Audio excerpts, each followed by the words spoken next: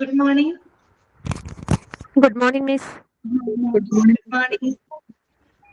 Good morning, Good madam. morning. Okay, good morning.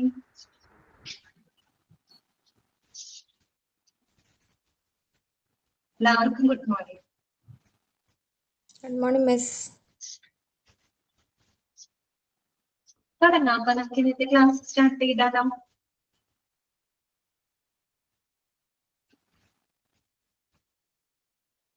ശരി, തുടങ്ങാം കേട്ടോ. ഞാൻ ഓൾ മ്യൂട്ട് ചെയ്യാണേ.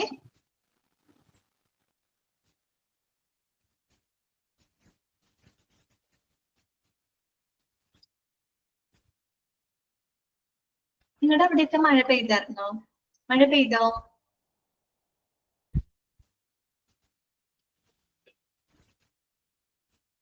പെയ്തു അല്ലേ?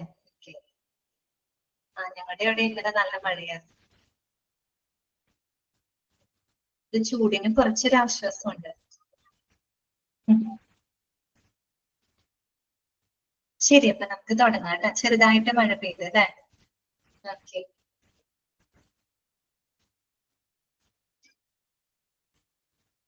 അപ്പൊ നമ്മള് കഴിഞ്ഞ ക്ലാസ്സില് നമ്മൾ എന്തൊക്കെ കാര്യങ്ങളാണ് പഠിച്ചത്?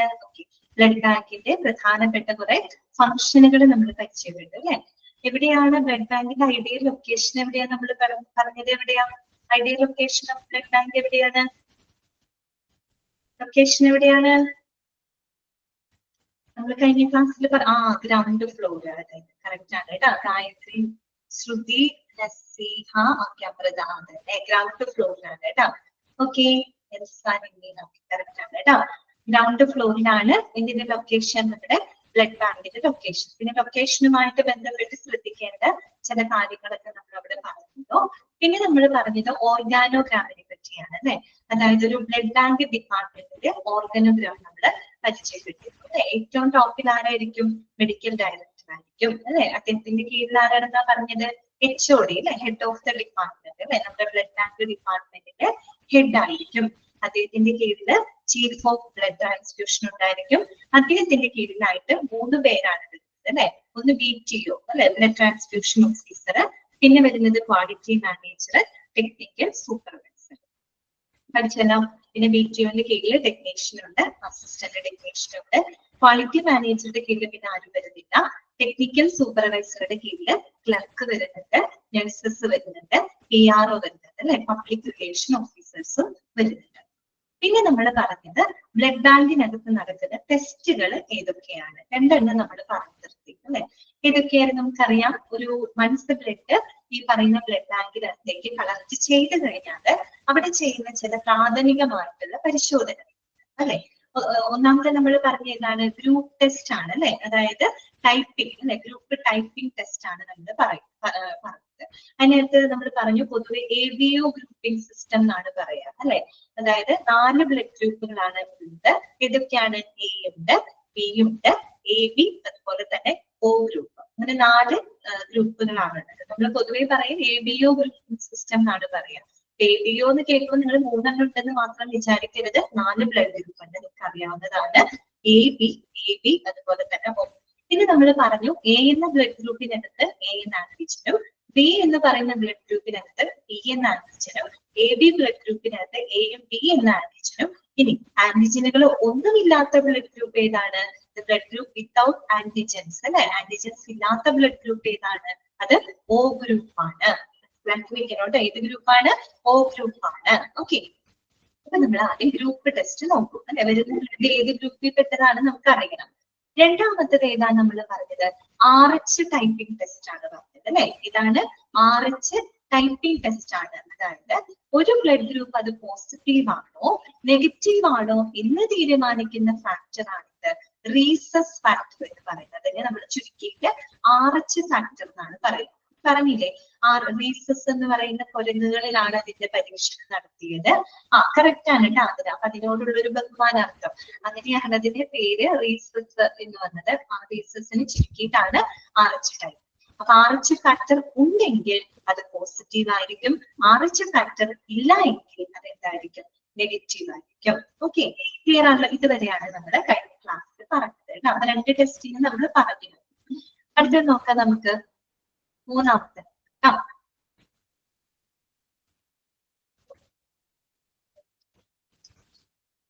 മൂന്നാമത്തത് screening for any accidental red blood cell antibodies that may cos complications in the recipient, that is the transfusion reaction test. ഇവിടെ വായിക്കാം. Screening for any accidental red blood cell antibodies that may cause the complications in the recipient, that is the transfusion reaction test. എന്താണ് അവിടെ പറയുന്നത്? അതായത് സ്വീകർത്താവില് റെസിപ്പിയന്റില് complications അഥവാ സങ്കീർണതകൾ ഉണ്ടായേക്കാവുന്ന ചില റെഡ് ബ്ലഡ് സെൽ ആന്റിബോഡീസുകളുടെ സാന്നിധ്യം തിരിച്ചറിയാനുള്ള സ്ക്രീനിങ് ടെസ്റ്റുകൾ ഇവിടെ നടത്തുന്നുണ്ട്, ബ്ലഡ് ബാങ്കിനകത്ത് നടത്തുന്നുണ്ട്. ഇവിടെ പറയാണ് നമ്മുടെ സ്വീകർത്താവില് അല്ലെ ട്രാൻസ്ഫ്യൂഷൻ നടത്തുമ്പോൾ ഈ പറയുന്ന സ്വീകർത്താവില് റെസിപ്പിയന്റില് ആ പേഷ്യന്റിന്റെ ശരീരത്തില് കോംപ്ലിക്കേഷൻസ് ഉണ്ടായേക്കാൻ ഇടയില്ല ചില റെഡ് ബ്ലഡ് സെൽ ആന്റിബോഡീസുകളുടെ സാന്നിധ്യം ഉണ്ടോ എന്ന് തിരിച്ചറിയാനുള്ള സ്ക്രീനിങ് ടെസ്റ്റുകൾ എവിടെ നടത്തുന്നുണ്ട്? ബ്ലഡ് ബാങ്കിനകത്ത് നടത്തുന്നുണ്ട്. എന്ന് പറഞ്ഞാല് ട്രാൻസ്ഫ്യൂഷൻ റിയാക്ഷൻ ടെസ്റ്റുകളാണ് ഉദ്ദേശിക്കുന്നത്. ട്രാൻസ്ഫ്യൂഷൻ എന്താണെന്നുള്ളത് നമ്മൾ കഴിഞ്ഞ ക്ലാസ്സിൽ പഠിച്ചതാണ് അല്ലെ. എന്താണ് ട്രാൻസ്ഫ്യൂഷൻ എന്ന് പറഞ്ഞു കഴിഞ്ഞാല്? Transfer of blood components from one person to another person അഥവാ ഡോണർ ടു റെസിപ്പിയന്റ് അല്ലെ. ഒരു ദാതാവിൽ നിന്ന് ഒരു സ്വീകർത്താവിലോട്ട് അഥവാ ഒരു പേഷ്യന്റിലോട്ട് ആ ഒരു ബ്ലഡ് ട്രാൻസ്ഫർ ചെയ്യുന്ന ഒരു പ്രോസസ്സിനെയാണ് നമ്മൾ ട്രാൻസ്ഫ്യൂഷൻ എന്നുള്ളത് ഉദ്ദേശിക്കുന്നത്. അപ്പൊ നമ്മള് ട്രാൻസ്ഫ്യൂഷൻ നടത്തുന്നതിന്റെ ഫലമായിട്ട് ചില സമയങ്ങളിൽ എപ്പോഴും ഉണ്ടെന്നല്ല പറയുന്നത്, ചിലപ്പോൾ നമ്മൾ സ്വീകർത്താവില് ആ ബ്ലഡ് റിസീവ് ചെയ്യുന്ന സമയത്ത്, കാര്യം എത്രയായാലും നമ്മൾ ബ്ലഡ് ഗ്രൂപ്പ് ബ്ലഡ് ടൈപ്പ് ഒക്കെ നോക്കിയിട്ടാണ് നമ്മൾ ബ്ലഡ് ട്രാൻസ്ഫർ ചെയ്യുന്നത്. എങ്കിൽ കൂടിയും നമ്മുടെ ശരീരത്തിന്റെ അല്ലാത്തൊരു ബ്ലഡ് ആണ് പെട്ടെന്ന് നമ്മുടെ ശരീരത്തിലോട്ട് വരുന്ന സമയത്ത് ചെറിയ ചെറിയ റിയാക്ഷൻ ടെസ്റ്റുകൾ ഉണ്ടാവാനുള്ള സാധ്യതയുണ്ട്. അപ്പൊ അത്തരത്തില് ചിലപ്പോ സ്വീകർത്താവില് എന്താണ് ലഭിക്കുന്ന ബ്ലഡിനകത്ത് ചിലപ്പോ എന്തെങ്കിലും തരത്തിലൊരു റെഡ് ബ്ലഡ് സെൽ ആന്റിബോഡീസുകളുടെ സാന്നിധ്യം ഉണ്ടെങ്കിൽ അത് എന്തുണ്ടാവും? സ്വീകർത്താവിന്റെ ശരീരത്തിൽ അത് വളരെയധികം കോംപ്ലിക്കേഷൻസ് ഉണ്ടാക്കും. ഈ റെഡ് ബ്ലഡ് സെൽ ആന്റിബോഡീസ് എന്ന് പറഞ്ഞു കഴിഞ്ഞാല് അതുണ്ടെങ്കിൽ ഈ ഡോണറിന്റെ ബ്ലഡിനകത്ത് ഉണ്ടെങ്കിൽ അത് ഈ പറയുന്ന പേഷ്യന്റിന്റെ ശരീരത്തിൽ എത്തുമ്പോൾ അവരെന്ത് ചെയ്യുന്നറിയോ? ഈ റെഡ് ബ്ലഡ് സെൽ ആന്റിബോഡീസ് ഇവരുടെ അതായത് സ്വീകരിക്കുന്ന RBCനെ അത് അറ്റാക്ക് ചെയ്യും കേട്ടോ. എന്നുവെച്ചാൽ ഫോറിൻ എന്നുള്ള രീതിയിൽ അതിനെ അറ്റാക്ക് ചെയ്യും. അറ്റാക്ക് ചെയ്യുമ്പോൾ എന്ത് സംഭവിക്കും? ഈ പറയുന്ന പേഷ്യന്റിന്റെ ശരീരത്തിൽ ചിലപ്പോൾ ഭയങ്കര വലിയ കോംപ്ലിക്കേഷൻസ് ഉണ്ടാവാനുള്ള സാധ്യതയുണ്ട്. അതാണ് ഈ റെഡ് ബ്ലഡ് സെൽ ആന്റിബോഡീസിന്റെ പ്രത്യേകത. ചിലപ്പോൾ ആകസ്മികമായിട്ട് ഉണ്ടാവുന്നതാണ്. അപ്പൊ അങ്ങനെ ഏതെങ്കിലും തരത്തിലുള്ള റെഡ് ബ്ലഡ് സെൽ ആന്റിബോഡീസുകൾ ഈ പറയുന്ന ബ്ലഡിനകത്തുണ്ടോ എന്ന് ആദ്യം ടെസ്റ്റ് ചെയ്യും, സ്ക്രീനിങ് ടെസ്റ്റ് നടത്തും. അത് ഇല്ല എന്ന് ഉറപ്പുവരുത്തിയതിനു ശേഷം മാത്രമേ അത് നമ്മൾ എന്ത് ചെയ്യുള്ളൂ? ട്രാൻസ്ഫർ ചെയ്യും. അല്ലെങ്കിൽ എന്ത് സംഭവിക്കും? പേഷ്യന്റിന്റെ ശരീരത്തിന് അത് വളരെയധികം കോംപ്ലിക്കേഷൻസ് ഉണ്ടാക്കും. ക്ലിയർ ആണല്ലോ പറഞ്ഞത്? അതിനെയാണ് നമ്മൾ ട്രാൻസ്ഫ്യൂഷൻ റിയാക്ഷൻ ടെസ്റ്റ്. പൊതുവെ നമ്മൾ ട്രാൻസ്ഫ്യൂഷൻ റിയാക്ഷൻ എന്ന് കേൾക്കുമ്പോൾ നിങ്ങൾ ഓർക്കേണ്ട കാര്യം ഇതാണ്, ട്രാൻസ്ഫ്യൂഷൻ മൂലം ഉണ്ടാകുന്ന ചില പ്രതികൂല സംഭവങ്ങളെയാണ്, അല്ലെങ്കിൽ ചില ഹോസ്റ്റൈൽ ആയിട്ടുള്ള അല്ലെങ്കിൽ എന്താ പറയാ അപകടകരമായിട്ടുള്ള ചില റിയാക്ഷൻസിനെയാണ് നമ്മൾ ട്രാൻസ്ഫ്യൂഷൻ റിയാക്ഷൻസ് എന്നതുകൊണ്ട് ഉദ്ദേശിക്കുന്നത്. ഇത് നമ്മൾ ബ്ലഡ് സ്വീകരിക്കുന്ന സമയത്ത് ചിലപ്പോൾ നമുക്ക് വല്ല ഷിവറിങ് തോന്നിയോ അല്ലെങ്കിൽ റിഗേഴ്സ് മീൻസ് നമുക്കൊരു ഷിവറിങ് അല്ലെങ്കിൽ നമുക്കൊരു ഫീലിംഗ് ഓഫ് കോൾഡ്നെസ് ഒക്കെ തോന്നാം, ഒരു തണുപ്പ് പോലെ നമുക്ക് അനുഭവപ്പെടാം. പിന്നെ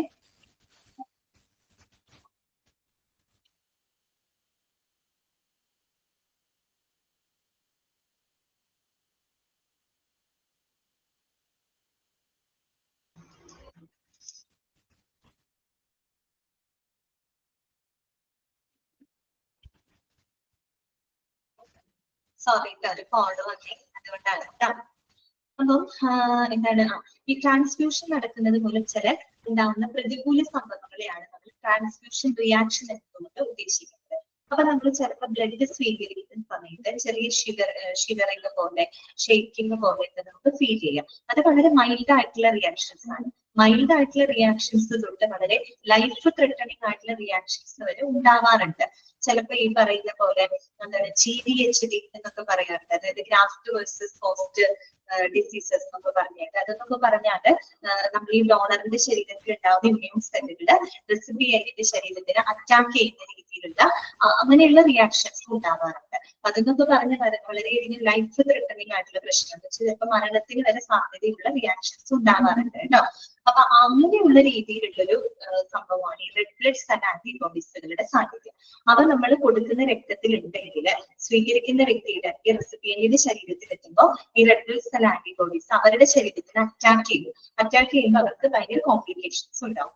ആ രീതിയിൽ എന്തെങ്കിലും ഉണ്ടോ എന്നറിയില്ല. സ്ക്രീനിങ് ടെസ്റ്റുകൾ എവിടെ നടത്തുന്നുണ്ട്? നമ്മുടെ ബ്ലഡ് ബാങ്കിനകത്ത് നടത്തുന്നുണ്ട് കേട്ടോ. അതാണ് അവിടെ ഉദ്ദേശിച്ചത്. Screening for any accidental red blood cell antibodies that may cause the complications in the recipe. That is the transfusion reaction test. മനസ്സിലായോ പറഞ്ഞത്? ക്ലിയർ അല്ലേ? അത് ഓക്കെ ആണല്ലോ?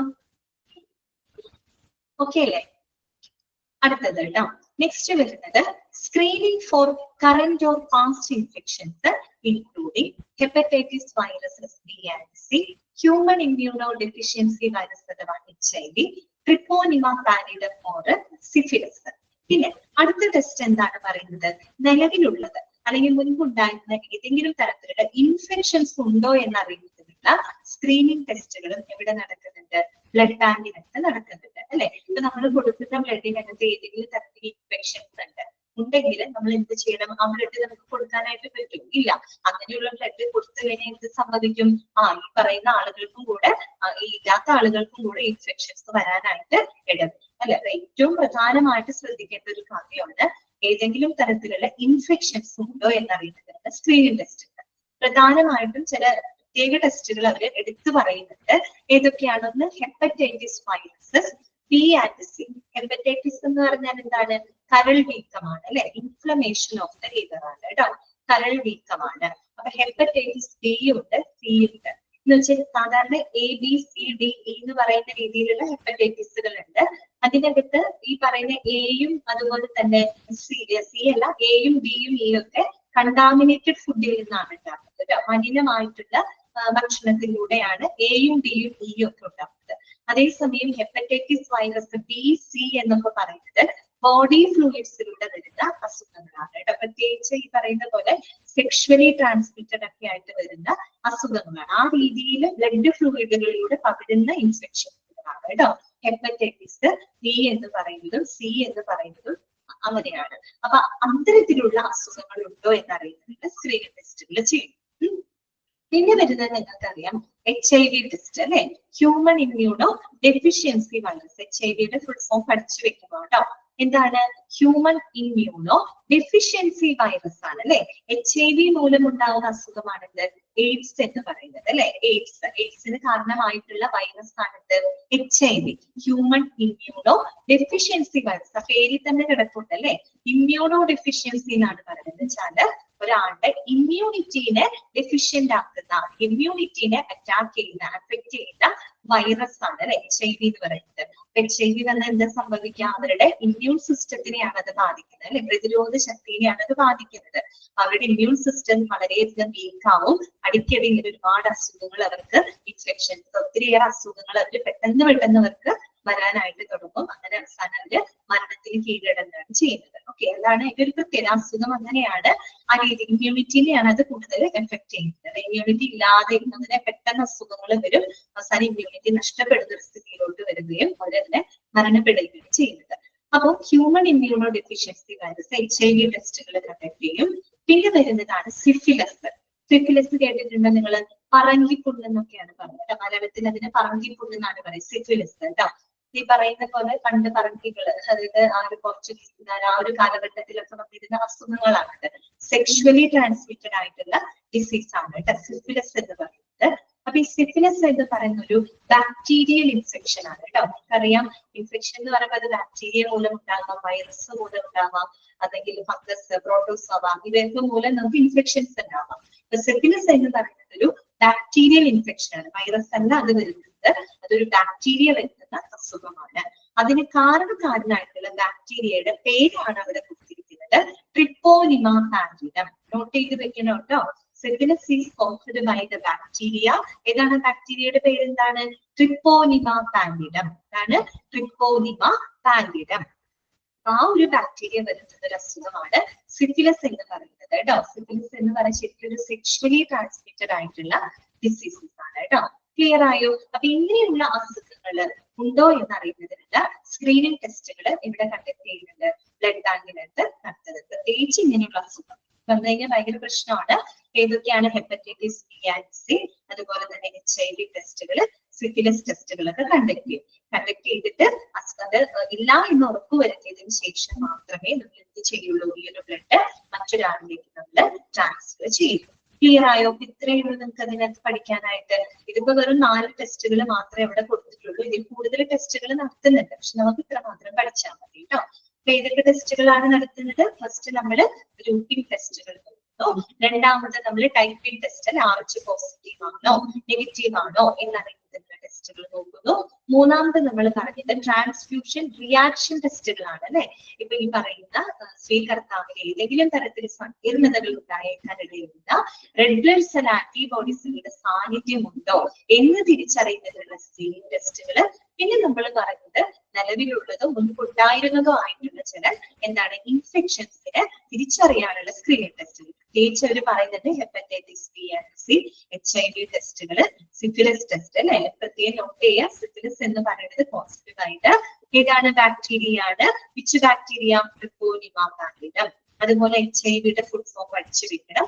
Human immunodeficiency virus. Okay, clear ആണോ? ഇത്രയും വാക്കുകൾ ഓക്കെ ആണോ? മനസ്സിലായില്ലേ? ഓക്കെ അല്ലേ? അടുത്തത് കേട്ടോ. നെക്സ്റ്റ് വരുന്നത് what are the blood types കേട്ടോ. ഇനി നമ്മൾ പഠിക്കാൻ പോകുന്നത് ബ്ലഡ് ടൈപ്സിനെ പറ്റിയാണ് കേട്ടോ. അപ്പൊ ബ്ലഡ് ടൈപ്പ് പറയുമ്പോൾ എത്ര എണ്ണം ഉണ്ടാവും? 8 എണ്ണം ഉണ്ടാവും. ബ്ലഡ് ഗ്രൂപ്പ് 4 എണ്ണം ഉണ്ടല്ലോ. AB O ഉണ്ട്. അപ്പൊ നമ്മൾ ടൈപ്പ് പറയുമ്പോൾ അത് പോസിറ്റീവ് ആണോ നെഗറ്റീവ് ആണോ എന്ന് സ്പെസിഫൈ ചെയ്ത് പറയുന്നത്. അപ്പൊ A ആവുമ്പോൾ A പോസിറ്റീവ് നെഗറ്റീവ് ഉണ്ട്, B positive B negative, AB positive AB negative, O positive O negative. എത്ര എണ്ണം ഉണ്ടാവും? 8 ടൈപ്പ് ഉണ്ടാവും കേട്ടോ. 8 ടൈപ്പ്. അപ്പൊ ഇവിടെ ഒരു ടാബുലാർ കോളം കൊടുത്തിട്ടുണ്ട്. ഈ ടാബുലാർ കോളം ഒന്നും നിങ്ങൾ ഒരു കാരണവശാലും ബൈഹാർട്ട് ചെയ്തൊന്നും പഠിക്കേണ്ട കാര്യമില്ല. ചെറിയൊരു ഇൻഫർമേഷൻ മാത്രമാണ് അവിടെ കൊടുത്തേക്കുന്നത്. പക്ഷെ അതിൽ നിന്ന് നമുക്ക് കിട്ടുന്ന കുറച്ച് കാര്യങ്ങളുണ്ട്. അത് മാത്രം നിങ്ങൾ മനസ്സിലാക്കി വെച്ചാൽ മതി കേട്ടോ. നോക്കുക. What are the blood types? According to the American Association of Blood Cancer, delivery of blood types includes the following. അതായത് ഒരു American association of blood bank അവര് നടത്തിയ ഒരു സർവേയില് ഒരു ഡീറ്റെയിലിംഗ് ആണ് അവിടെ കൊടുത്തേക്കുന്നത്. അതിന്റെ ഒരു ഇൻഫർമേഷൻ ആണ് ജസ്റ്റ് ഒരു ടാബുലാർ കോളത്തിലായിട്ട് കൊടുത്തേക്കുന്നത്. ഇതിനെ പറ്റിയാണ് ഡെലിവറി ഓഫ് ബ്ലഡ് ടൈപ്സ്. അതായത് നമ്മൾ ഈ രക്തം ബ്ലഡ് വിതരണം ചെയ്യുന്നതുമായിട്ട് ബന്ധപ്പെട്ട അമേരിക്കൻ അസോസിയേഷൻ ഓഫ് ബ്ലഡ് ബാങ്കിന്റെ ഒരു ചെറിയൊരു ഇൻഫർമേഷൻ ആണ് അവിടെ കോളത്തിൽ കൊടുത്തേക്കുന്നത്. നമുക്ക് ജസ്റ്റ് ഒന്ന് വായിക്കാം. നോക്കിക്കേ. ORH positive 39%. RH പോസിറ്റീവ് എന്ന് പറയുമ്പോൾ RH ഫാക്ടർ ഉണ്ട്, അത് പോസിറ്റീവ് ആണെന്നാണ് ഉദ്ദേശിക്കുന്നത് കേട്ടോ. ORH positive 39%, ARH positive 31%, B positive 9%, AB positive 3%, O negative 9%, A negative 6%, then B negative 2%, AB negative 1%. ഇതിന്റെ പെർസെന്റേജ് ഒന്നും കാണാൻ പാഠം പഠിക്കണ്ട. പക്ഷെ ഒരു കാര്യം നിങ്ങൾക്കറിയില്ല, കുറച്ച് കാര്യങ്ങൾ നിങ്ങൾക്ക് മനസ്സിലാവും. ഞാൻ ചോദിക്കട്ടെ നിങ്ങളോട്, ഏറ്റവും കൂടുതൽ വിതരണം ചെയ്യപ്പെടുന്ന ബ്ലഡ് ഗ്രൂപ്പ് ഏതാണ്? ബ്ലഡ് ടൈപ്പ് ഏതാണെന്ന് എനിക്ക് ഈ ഒരു ടാബുലാർ കോളം നോക്കിയിട്ട് മനസ്സിലാവും. ഏറ്റവും കൂടുതൽ വിതരണം ചെയ്യപ്പെടുന്നത് ഏതാണ്? O positive. Very good, correct ആണ്. കാരണം എന്താണ്? 39%ഓളം വരുന്നത് O പോസിറ്റീവ് ആണ്. എന്ന് പറഞ്ഞാല് ഏറ്റവും കൂടുതൽ വിതരണം ചെയ്യപ്പെടുന്ന ബ്ലഡ് ഗ്രൂപ്പ് ആണിത് O പോസിറ്റീവ് എന്ന കാര്യം നമുക്ക് ഈ ഒരു ടാബുലാർ കോളത്തിൽ മനസ്സിലാവുന്നത് അല്ലെ. ഇനി ഈ പറയുന്ന O പോസിറ്റീവിന് തൊട്ട് താഴെ വരുന്നത് ഏത് ഗ്രൂപ്പാണ്? ഓക്കെ എന്ന് പറഞ്ഞേ, ഏതാണ്? ഇത് A പോസിറ്റീവ് ആണ് അല്ലെ. 31%. അപ്പൊ O പോസിറ്റീവ് കഴിഞ്ഞാല് പിന്നെ ഏറ്റവും കൂടുതൽ വിതരണം ചെയ്യപ്പെടുന്നത് ഏതാണ്? A പോസിറ്റീവ് ആണ് അല്ലെ. 31%. ഇനി ഞാൻ ചോദിക്കട്ടെ, ഏറ്റവും ലീസ്റ്റ് ആയിട്ട് ഏറ്റവും കുറവ് വിതരണം ചെയ്യപ്പെടുന്ന ബ്ലഡ് ടൈപ്പ് ഏതാണെന്നൊന്ന് നിങ്ങൾക്ക് പറയാം. ഏറ്റവും കുറവ്, ഏറ്റവും ലീസ്റ്റ് കോമൺ ആയിട്ട് കാണപ്പെടുന്ന ഏതാണ്? AB negative. കറക്റ്റ് ആണ്. ആതിര, ഹസീന, റുബീന, അപർണ, ശ്രുതി, അർച്ചന, നിമിഷ കറക്റ്റ് ആണ് കേട്ടോ. AB negative. കാരണം എത്രയാണ്? അവർ 1%. ഓക്കെ, കറക്റ്റ് ആണ് കേട്ടോ. ബൻഷീര, ഷർമിത, ജോസ്മി, സനു, അശ്വിലൊക്കെ കറക്റ്റ് ആണ് കേട്ടോ. AB നെഗറ്റീവ് അല്ലെ, വെറും 1% മാത്രമേ വിതരണം ചെയ്യുന്നുള്ളൂ. അത്രയേ ഉള്ളൂ ഇവിടെ മനസ്സിലാക്കാനായിട്ട്. ഓക്കെ, അപ്പൊ അതിനൊരു ഐഡിയ നമുക്ക് ഉണ്ടാക്കിയെടുക്കാം കേട്ടോ. അതായത് ഏറ്റവും കൂടുതൽ വിതരണം ചെയ്യപ്പെടുന്നത് പോസിറ്റീവ് ആണ് കേട്ടോ. തൊട്ട് താഴെ പോസിറ്റീവ് വരുന്നുണ്ട്. ഏറ്റവും ലീസ്റ്റ് കോമൺ ആയിട്ട് വിതരണം ചെയ്യപ്പെടുന്ന ബ്ലഡ് ഗ്രൂപ്പ് AB നെഗറ്റീവ് ആണ് എന്നുള്ള ആ ഒരു കൺസെപ്റ്റ് മാത്രമേ നിങ്ങൾക്കത് ക്ലിയർ ചെയ്താൽ മതി കേട്ടോ. ഓക്കെ, അത്രയും കാരണം അങ്ങനെ പെർസെന്റേജ് എത്രയെന്ന് അങ്ങനെയൊന്നും ചോദിക്കാറില്ല. നെക്സ്റ്റ് കേട്ടോ, അടുത്തത് what are the constituent of blood കേട്ടോ. ഇനി നമ്മൾ പഠിക്കുന്നത് ബ്ലഡിന്റെ കോൺസ്റ്റിറ്റ്യൂവൻസ് ആണ് കേട്ടോ. എന്ന് പറഞ്ഞാൽ ബ്ലഡിലെ കമ്പോണന്റുകളെ പറ്റിയാണ് നമ്മൾ പഠിക്കാനായിട്ട് പോകുന്നത്. നിങ്ങൾക്ക് നമ്മൾ ചെറിയ ക്ലാസ്സിൽ പഠിച്ചിട്ടുണ്ട്, ചിലപ്പോ ഓർമ്മ കാണില്ല, നമ്മൾ സ്കൂളിലൊക്കെ പഠിച്ചിട്ടുണ്ട്, ബയോളജിക്കൊക്കെ പഠിച്ചിട്ടുണ്ട്. സെയിം കാര്യമാണ് അവിടെ എഴുതി വെച്ചിരിക്കുന്നത് കേട്ടോ. ഓക്കെ, അപ്പൊ അത് തന്നെയാണ് what are the constituent of blood. നോക്കിക്കേ, നമ്മള് തുടക്കം പറഞ്ഞു ബ്ലഡിൽ എത്ര കമ്പോണന്റുകൾ ഉണ്ട്. എത്ര കമ്പോണന്റ് ഉണ്ട് ബ്ലഡിനകത്ത്? 4 കമ്പോണന്റ് ഉണ്ട്. വെരി കറക്റ്റ് ആണ് കേട്ടോ. അതിന്റെ ശ്രുതി കറക്റ്റ് ആണ്. പറയുന്നുണ്ട്, റുട്ടീന് പറയുന്നത് 4. ഓക്കെ, 5 കറക്റ്റ് കേട്ടോ. 4 കമ്പോണന്റുകളാണ്. അപ്പൊ ഇവിടെ നിങ്ങൾ പഠിക്കണം ഓരോ കമ്പോണന്റുകളുടെ ഫംഗ്ഷൻ എന്താണ്. അതാണ് അവിടെ പ്രത്യേകം ഫോക്കസ് ചെയ്യുന്നത് കേട്ടോ. ഫംഗ്ഷൻ തന്നിട്ട് ഇത് ഏത് കമ്പോണന്റ് ആണെന്നാണ് നമ്മളോട് ചോദിക്കുക. നോക്കിക്കേ, when blood or one of its constituent part is transferred, each component serves many functions that includes the following. Okay, first component ഏതാണ്? RBC ആണ് അല്ലെ, റെഡ് ബ്ലഡ് സെൽസ് ആണ് അല്ലെ. RBC ചുവന്ന രക്താണുക്കൾ അല്ലെ, അരുണ രക്താണുക്കൾ, ഇതൊക്കെയാണ് നമ്മളിവിടെ പറയുന്നത്. എന്താണ് അതിന്റെ ഫംഗ്ഷൻ നോക്കിക്കേ. These cells transport oxygen to the tissues in the body and are commonly used to treat of anemia. എന്താണ് അവരുടെ ഫംഗ്ഷൻ? എന്താണ്? ഓക്സിജൻ ട്രാൻസ്പോർട്ടേഷൻ അല്ലെ, ഓക്സിജൻ സംവഹനമാണ് ആരുടെ ഫംഗ്ഷൻ? RBCയുടെ ഫംഗ്ഷൻ അല്ലെ. നമ്മുടെ ശരീരകലകൾക്ക് ആവശ്യമായിട്ടുള്ള ഓക്സിജൻ എത്തിക്കുന്നത് ഏത് ബ്ലഡ് സെല്ലാണ്? RBC ആണ്. അപ്പൊ എന്താണ് ഫംഗ്ഷൻ? Oxygen transportation. അത്രമാത്രം പഠിച്ചാൽ മതി കേട്ടോ. പിന്നെ എന്താ commonly used to treat of anaemia. സാധാരണ നമ്മൾ അനീമിക് ആയിട്ടുള്ള അല്ലെ, വിളർച്ചയുള്ള ആളുകൾക്ക് ട്രീറ്റ് ചെയ്യാനായിട്ട് നമ്മൾ ഉപയോഗിക്കുന്ന കമ്പോണന്റ് എന്താണ്? RBC ആണ് അല്ലെ. അനീമിക് ആയിട്ടുള്ള കാര്യം നമുക്കറിയാം, വിളർച്ച വരുമ്പോ നമ്മളുടെ എന്ത് കുറയും? ഈ പറയുന്ന RBCയുടെ കൗണ്ട് ഭയങ്കരമായിട്ട് കുറയും. നമുക്കറിയാം അല്ലെ. ഈ RBC എന്ന് പറയുന്നത് ചുവന്ന രക്താണുക്കളാണ്. അതിന് ചുവപ്പ് നിറം കൊടുക്കുന്ന ഒരു വർണ്ണ വസ്തു ഉണ്ടല്ലോ RBCക്കകത്ത്. ഏതാണത്? ഏതാണ് ആ കമ്പോണന്റ്?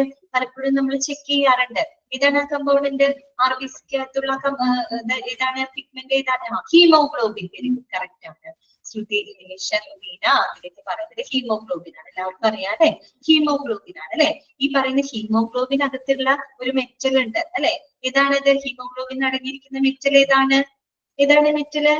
ഹീമോഗ്ലോബിനകത്ത് ഇരുമ്പ് അല്ലെ, അയൺ ആണ്. അതെ. അപ്പൊ നമ്മൾ എന്താണ് ഈ പറയുന്ന അയണിന്റെ കണ്ടന്റ് കുറയുമ്പോഴാണ് എന്ത് വരുന്നത്? അനീമിക് ആവുന്നത് അല്ലെ, വിളർച്ച വരുന്നത്. നമ്മുടെ ക്ലാസ്സിൽ ഒരാള് അനീമിക് ആയിട്ടുള്ള ഒരാളുണ്ട്, പറഞ്ഞിട്ടുണ്ട് അല്ലെ. അതായത് അനീമിയ ഉള്ള ആളുകള് എന്ത് വേണം? കൂടുതൽ ഇരുമ്പിന്റെ അംശമുള്ള ഭക്ഷണങ്ങൾ കൂടുതൽ കഴിക്കണം അല്ലെ. നമ്മൾ ഈ പറയുന്ന എഗ് അല്ലെ, മുട്ട, അതുപോലെ ഈ പറയുന്ന റെഡ് മീറ്റ് ഒക്കെ നല്ലതാണ്. ഫിഷ്, സീ ഫുഡുകളൊക്കെ നല്ലതാണ്. പിന്നെ ഈ പറയുന്ന ലീഫി വെജിറ്റബിൾസ് ഒക്കെ ധാരാളമായിട്ട് ഇരുമ്പിന്റെ അംശം അടങ്ങിയിട്ടുള്ള ഭക്ഷണങ്ങളാണ്. അപ്പൊ അത് നമ്മുടെ ഫുഡിനകത്ത് ഉൾപ്പെടുത്തണം. അതെ, ലീഫി വെജിറ്റബിൾസ് ഒക്കെ ധാരാളമായിട്ട് ഉൾപ്പെടുത്തണം അല്ലെ. നമുക്ക് അനീമിക്ക് വന്നു കഴിഞ്ഞാൽ നമ്മുടെ കണ്ണിന്റെ ഇവിടെ നോക്കിയാൽ നമുക്ക് അറിയാൻ പറ്റും. കണ്ണിതാക്കി കഴിക്കുന്ന വെള്ള കളർ പോലെ നമുക്ക് കാണപ്പെടും. നിങ്ങൾ ശ്രദ്ധിച്ചിട്ടുണ്ടോ എന്നറിയില്ല. അനീമിക് ആയിട്ട് വരുമ്പോൾ നമുക്ക് ഈ പറയുന്ന കിതപ്പൊക്കെ വരും. നമുക്ക് വിളർച്ച വരുമ്പോഴേ നമുക്ക് ഭയങ്കരമായിട്ട് കിതപ്പ് പോലെ അനുഭവപ്പെടുക, ഒരു ശ്വാസമൊക്കെ എടുക്കാനൊക്കെ ഒരു ബുദ്ധിമുട്ട് പോലെ നമുക്ക് ഫീൽ ചെയ്യും. സംഭവം എന്താ? RBCയുടെ കൗണ്ട് അവിടെ കുറവാണ്. RBCയുടെ ഫംഗ്ഷൻ എന്താണ്? ഓക്സിജൻ ട്രാൻസ്പോർട്ടേഷൻ ആണ് അല്ലെ. നമ്മുടെ ശരീരകലകൾക്ക് വേണ്ടത്ര ഓക്സിജൻ കൊടുക്കുക എന്നുള്ളതാണ്. ഓക്സിജൻ സംവഹനമാണ് അവരുടെ ഫംഗ്ഷൻ. അനീമിക് ആവുമ്പോൾ നമുക്ക് കിതപ്പൊക്കെ വരുന്നത് എന്തുകൊണ്ടാണ്? ശരിയായിട്ടുള്ള രീതിയിലുള്ള ഓക്സിജൻ സംവഹനം നടക്കുന്നില്ല അല്ലെ. നടക്കാതെ വരുമ്പോഴാണ് നമുക്ക് ഇതിന് പെട്ടെന്ന് കിതപ്പ്, ഒരു ശ്വാസമൊക്കെ എടുക്കാനൊക്കെ ഉള്ള ഒരു ബുദ്ധിമുട്ടൊക്കെ നമുക്ക് തോന്നും. ഓക്കെ, അപ്പൊ അനീമിക്ക് ട്രീറ്റ് ചെയ്യാനായിട്ടാണ് സാധ്യത നമ്മൾ ഏത് കമ്പോണന്റ് യൂസ് ചെയ്യുന്നത്? RBC കമ്പോണന്റ് യൂസ് ചെയ്യുന്നത്. പോയിന്റ് ഇത്രയേ ഉള്ളൂ, ഓക്സിജൻ ട്രാൻസ്പോർട്ടേഷൻ കേട്ടോ. ചോദിക്കാറുണ്ട്, ഇങ്ങനെയാണ് ക്വസ്റ്റ്യൻ വരാറ്. Blood cell which is responsible for the oxygen transportation. ഏത് ബ്ലഡ് സെല്ലാണ് റെസ്പോൺസിബിൾ ആയിട്ടുള്ളത്? RBC ആണ് കേട്ടോ. ഓപ്ഷനകത്ത് WBC, പ്ലേറ്റ്ലെറ്റ്, പ്ലാസ്മ എന്നൊക്കെ പറഞ്ഞ് കാണും. ഇത്തരം RBC ആണ് കേട്ടോ. ഓക്കെ, അടുത്തതാണ് പ്ലേറ്റ്ലെറ്റ് കേട്ടോ. പ്ലേറ്റ്ലെറ്റിന്റെ ഫംഗ്ഷൻ എന്താണ് നമുക്ക് അറിയാവുന്നതാണ് അല്ലെ.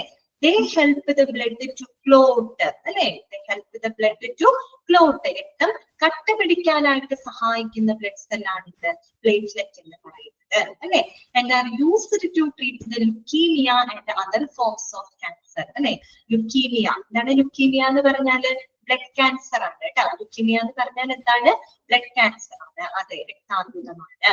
അതുപോലെ ലുക്കീമിയയ്ക്കും മറ്റു പല ക്യാൻസറുകളെ ട്രീറ്റ് ചെയ്യുന്നതിന്റെ ഭാഗമായിട്ട് നമ്മൾ എന്ത് ഉപയോഗിക്കുന്നുണ്ട്, പ്ലേറ്റ്ലെറ്റ് കമ്പോണന്റുകൾ കൊടുക്കാറുണ്ട് അല്ലെ. കാര്യം എന്താണ്, നമ്മൾ ഈ ക്യാൻസർ ഒക്കെ വരുന്ന സമയത്ത് എന്ത് സംഭവിക്കാം, നമ്മൾ ഈ റേഡിയേഷൻ തെറാപ്പി ഒക്കെ കൊടുക്കും അല്ലെ, കീമോതെറാപ്പി റേഡിയേഷൻ തെറാപ്പി ഒക്കെ കൊടുക്കുമ്പോൾ സ്വാഭാവികമായിട്ടും നമ്മുടെ ശരീരത്തിനകത്ത് ഇന്റേണൽ ആയിട്ടുള്ള ബ്ലീഡിങ്, ഇന്റേണൽ ബ്രൂയിസിങ്, ഇന്റേണൽ ചതവുകള് മുറിവുകളൊക്കെ വരാനുള്ള ചാൻസ് ഉണ്ട് ഇന്റേണലി കേട്ടോ. റേഡിയേഷൻസ് ഒക്കെ നമ്മൾ ഉപയോഗിക്കുമ്പോഴേ അപ്പൊ അങ്ങനെ വരുമ്പോ അവിടെ ബ്ലീഡിങ് ഉണ്ടാവും. അപ്പൊ ആ ബ്ലീഡിങ്ങിനെ ഒന്ന് കൺട്രോൾ ചെയ്യുന്നതിന് വേണ്ടിയിട്ടാണ് നമ്മൾ പ്ലേറ്റ്ലെറ്റുകൾ അവിടെ സപ്ലൈ ചെയ്യുന്നത് കേട്ടോ. അപ്പൊ അതുകൊണ്ടാണ് അവർ പറയുന്നത് leukaemia and other forms of cancer കേട്ടോ. ക്യാൻസർ, ലുക്കീമിയ പോലെയുള്ള എന്താ പറയാ അസുഖങ്ങളെ ട്രീറ്റ് ചെയ്യുന്നതിന്റെ ഭാഗമായിട്ട് നമ്മൾ എന്ത് കമ്പോണന്റ് സപ്ലൈ ചെയ്യാറുണ്ട്, പ്ലേറ്റ്ലെറ്റുകൾ സപ്ലൈ ചെയ്യാറുണ്ട്. ഫംഗ്ഷൻ എന്താണ്, help the blood to clot അല്ലെ, കട്ട പിടിക്കാനായിട്ട് സഹായിക്കും. അടുത്തത് കേട്ടോ, ഈ ലുക്കീമിയ എന്ന് പറയുന്നത് നമ്മുടെ ശരീരത്തിനകത്ത് WBC ഉണ്ട്, വൈറ്റ് ബ്ലഡ് സെൽസ് ഉണ്ട്, ശ്വേതരക്താണുക്കള്. അതിന്റെ അളവ് ക്രമാതീതമായിട്ട് വർദ്ധിക്കുന്ന ഒരവസ്ഥയാണ് ലുക്കീമിയ എന്ന് പറയുന്നത്. WBCയുടെ കൗണ്ട് ഭയങ്കരമായിട്ട് കൂടുന്ന ഒരവസ്ഥ കേട്ടോ. അതിനെയാണ് നമ്മൾ ലുക്കീമിയ അഥവാ ബ്ലഡ് ക്യാൻസർ എന്നൊക്കെ പറയുന്നത്. അടുത്തത് കേട്ടോ, അതിന്റെ ഫംഗ്ഷൻ കിട്ടിയല്ലോ. മൂന്നാമത്തെ കമ്പോണന്റ് ആണ് വൈറ്റ് ബ്ലഡ് സെൽസ് അഥവാ WBC ട്ടോ. ഇതാണ് ശ്വേതരക്താണുക്കൾ എന്നൊക്കെ നമ്മൾ പറയില്ലേ, അത് അതിന്റെ ഫംഗ്ഷൻ എന്താണ്, these cells help in fighting the infection അല്ലെ. എന്തിനെ സഹായിക്കുന്നത്, ദേ help in fighting the infection അല്ലെ. ഇൻഫെക്ഷനെ ഫൈറ്റ് ചെയ്യാനായിട്ട് അല്ലെങ്കിൽ നമ്മുടെ പ്രതിരോധ ശക്തിയെ വർദ്ധിപ്പിക്കാനായിട്ട് സഹായിക്കുന്ന ബ്ലഡ് സെല്ലാണ് എന്തെന്ന് പറയുന്നത് WBC അല്ലെ. And help the immune process അല്ലെ. നമ്മുടെ ഇമ്മ്യൂൺ പ്രോസസ് അത് കറക്റ്റ് ആണ് കേട്ടോ. ശ്രുതി അതിന് പറയുന്ന കറക്റ്റ് ആണ്, ഇൻഫെക്ഷൻ പ്രിവെൻഷൻ അല്ലെ. ഇൻഫെക്ഷനെ തടയാൻ സഹായിക്കുന്നു, അഥവാ നമ്മുടെ പ്രതിരോധ ശക്തിയെ വർദ്ധിപ്പിക്കാനായിട്ട് സഹായിക്കുന്ന എന്താണ് ബ്ലഡ് സെല്ലാണ് വൈറ്റ് ബ്ലഡ് സെൽസ് അല്ലെ, WBC എന്ന് പറയുന്നത്. നമുക്ക് നല്ല ഇൻഫെക്ഷൻ ഒക്കെ വരികയെന്ന് വെച്ചാൽ വൈറൽ ഇൻഫെക്ഷൻ, വൈറൽ പനിയൊക്കെ വന്നു കഴിഞ്ഞാല് നമ്മള് അതൊക്കെ 2-3 ദിവസം കൊണ്ടൊന്നും മാറുമെന്നുള്ളൂ അല്ലെ, ചിലപ്പോൾ ഒരാഴ്ചയൊക്കെ എടുക്കും വൈറൽ ഫീവർ ഒക്കെ വന്നു കഴിഞ്ഞാല്. അപ്പൊ ബ്ലഡ് ടെസ്റ്റ് ചെയ്ത് കഴിഞ്ഞാൽ കാണാൻ പറ്റും WBCയുടെ അളവ് ഭയങ്കരമായിട്ട് കൂടി നിൽക്കുന്നുണ്ടായിരിക്കും അല്ലെ. കാര്യം എന്താണ്, നമ്മുടെ പ്രതിരോധ ശക്തിനെയാണ് അത് ബാധിച്ചത്. നമ്മുടെ പ്രതിരോധം കുറയുമ്പോഴല്ലേ നമുക്ക് പെട്ടെന്ന് ഇൻഫെക്ഷൻസ് കയറി പിടിക്കുന്നത്. അതെ, അപ്പൊ നമ്മുടെ ഇമ്മ്യൂൺ പ്രോസസ്സിനെ എഫക്ട് ചെയ്യുന്ന പ്രതിരോധ ശക്തിനെ വർദ്ധിപ്പിക്കാനായിട്ട് സഹായിക്കുന്നു. അതിലൂടെ നമ്മൾ ഇൻഫെക്ഷനെ പ്രിവെന്റ് ചെയ്യാൻ സഹായിക്കുന്ന ബ്ലഡ് സെൽ ഏതാണെന്ന് ചോദിച്ചാൽ അത് WBC ആണ് കേട്ടോ. ഓക്കെ, ക്ലിയർ ആണല്ലോ. അടുത്ത കമ്പോണന്റ് കേട്ടോ, നെക്സ്റ്റ് കമ്പോണന്റ് ഏതാണ്, പ്ലാസ്മയാണ്. ഇതാണ് പ്ലാസ്മയാണ്. ഇതാണ് പ്ലാസ്മ എന്ന് പറഞ്ഞാല് the watery fluid part of the blood in which the red blood cell, white cells and platelets are suspended. Very correct ആണ് കേട്ടോ. ഈ കറക്റ്റ് ആണ് കേട്ടോ. അതൻസിയ വൈറ്റ് ബ്ലഡ് സെൽസ്, പ്ലേറ്റ്ലെറ്റ് പറഞ്ഞു കേട്ടോ. അതൻസിയ പറഞ്ഞു കഴിഞ്ഞു. പ്ലാസ്മ എന്ന് പറഞ്ഞാൽ എന്താണ്, it is the fluid part അല്ലെങ്കിൽ വാട്ടറി അല്ലെ, watery of fluid part of the blood ആണ് അല്ലെ. ബ്ലഡിന്റെ ദ്രാവക ഭാഗമാണ് എന്ന് പറയുന്നത് പ്ലാസ്മ അല്ലെ. ബ്ലഡിലെ ദ്രാവക ഭാഗമാണ് പ്ലാസ്മ എന്ന് പറയുന്നത്. ഈ പ്ലാസ്മയ്ക്കകത്താണ് ആരുള്ളത്, ഈ പറയുന്ന RBCയും WBCയും പ്ലേറ്റ്ലെറ്റുകളൊക്കെ സസ്പെൻഡ് ചെയ്തിട്ടുണ്ട് ഈ പറയുന്ന എന്താണ് പ്ലാസ്മയ്ക്കകത്താണ്. അപ്പൊ നിങ്ങളോട് ചോദിക്കും which is the fluid part of the blood, ഏതാണ് fluid part of the blood എന്നറിയപ്പെടുന്ന എന്താണ്, പ്ലാസ്മയാണ്. ഓക്കെ, ക്ലിയർ ആണല്ലോ. അടുത്ത നോക്കിയേ, plasma is required to carry the main part of the blood to the bloodstream അല്ലെ. കാര്യം നമുക്കറിയാം പ്ലാസ്മ എന്ന് പറയുന്നത് ഫ്ലൂയിഡ് പാർട്ടാണ്. അതിനകത്താണ് RBCയും WBCയും പ്ലേറ്റ്ലെറ്റ് ഒക്കെ ഇരിക്കുന്നത്. അപ്പൊ അവരെന്താണ് ഈ പറയുന്ന കമ്പോണന്റുകളെ ബ്ലഡ് സ്ട്രീമിലൂടെ ഇങ്ങനെ ഒഴുക്കിക്കൊണ്ട് പോകുന്നത് ആരാണ്, പ്ലാസ്മയാണ്. കാര്യം അത് വാട്ടറി പാർട്ടാണ് അല്ലെ, ഫ്ലൂയിഡ് പാർട്ടാണ്. അതിന് ഒഴുകാനായിട്ട് സാധിക്കും. അപ്പൊ ഓരോ ശരീരകലകൾക്ക് ആവശ്യമായിട്ടുള്ള ഓരോ കമ്പോണന്റുകളെ വിവിധ ഭാഗങ്ങളിലൂടെ ബ്ലഡ് സ്ട്രീമിലൂടെ എത്തിക്കുന്നത് ആരാണ്, ഈ ഫ്ലൂയിഡ് പാർട്ടായിട്ടുള്ള പ്ലാസ്മയാണ്. ഓക്കെ, ക്ലിയർ ആണല്ലോ. പ്ലാസ്മയുടെ ഫങ്ഷൻസ് ക്ലിയർ ആണല്ലോ. ഇനി നോക്കിക്കേ, the plasma performs main functions including the following. അപ്പൊ ഈ പ്ലാസ്മയ്ക്ക് പല പല ഫങ്ഷൻസുകളുണ്ട്. ഇത് വായിക്കുന്നതിന് മുമ്പായിട്ട് ഒരു കാര്യം ഞാൻ പറയാം, അറിയാവുന്നതാണ്. ജസ്റ്റ് വേണമെങ്കിൽ എഴുതി വെക്കേണ്ടവർക്ക് എഴുതി വെക്കാം, ആ നോട്ടിൽ തന്നെ എഴുതി വെച്ചാൽ മതി കേട്ടോ. അപ്പൊ പ്രധാനമായിട്ട് നമ്മൾ പ്ലാസ്മയില് 3 പ്രോട്ടീനുകളാണ് ഉള്ളത് കേട്ടോ. പ്ലാസ്മയാണ് നമ്മൾ പറയുന്നത്. പ്ലാസ്മയ്ക്കകത്ത് പ്രധാനമായിട്ടും 3 പ്രോട്ടീനുകളാണ് ഉള്ളത്. അപ്പൊ നിങ്ങൾ വേണമെങ്കിൽ വെറുതെ എഴുതി വെച്ചോ, ഒരു പ്ലാസ്മ എന്ന് എഴുതിയിട്ട് ഇങ്ങനെ ഒരു 3 ഒരു എന്താ പറയുക ഡയഗ്രാം പോലെ ഇങ്ങനെ എഴുതി വെച്ചാൽ മതി കേട്ടോ. ഏതൊക്കെയാണ് ആ 3 പ്രോട്ടീൻ അറിയാമോ? ഒന്നാമത്തത് ആൽബുമിൻ ആണ് കേട്ടോ. എഴുതി വെച്ചോളൂ, ആൽബുമിൻ. പഠിക്കുമ്പോൾ നിങ്ങൾക്ക് എളുപ്പമായിരിക്കും. ആൽബുമിൻ കേട്ടോ. പ്ലാസ്മയില് 3 പ്രോട്ടീനുകൾ ഉണ്ട്. ഒന്നാമത്തെ പ്രോട്ടീൻ ആണ് ആൽബുമിൻ. ഓക്കെ, ഇതാണ് ആൽബുമിൻ. ആൽബുമിൻ അല്ലെ, ALBUMIN ആൽബുമിൻ. ആൽബുമിന്റെ ഫംഗ്ഷൻ എന്താണെന്ന് അറിയാമോ? രക്തസമ്മർദ്ദം നിയന്ത്രിക്കാനായിട്ട് സഹായിക്കുന്നു. ഇതാണ് വെറും മലത്തിൽ എഴുതി വെച്ചാൽ മതി കേട്ടോ.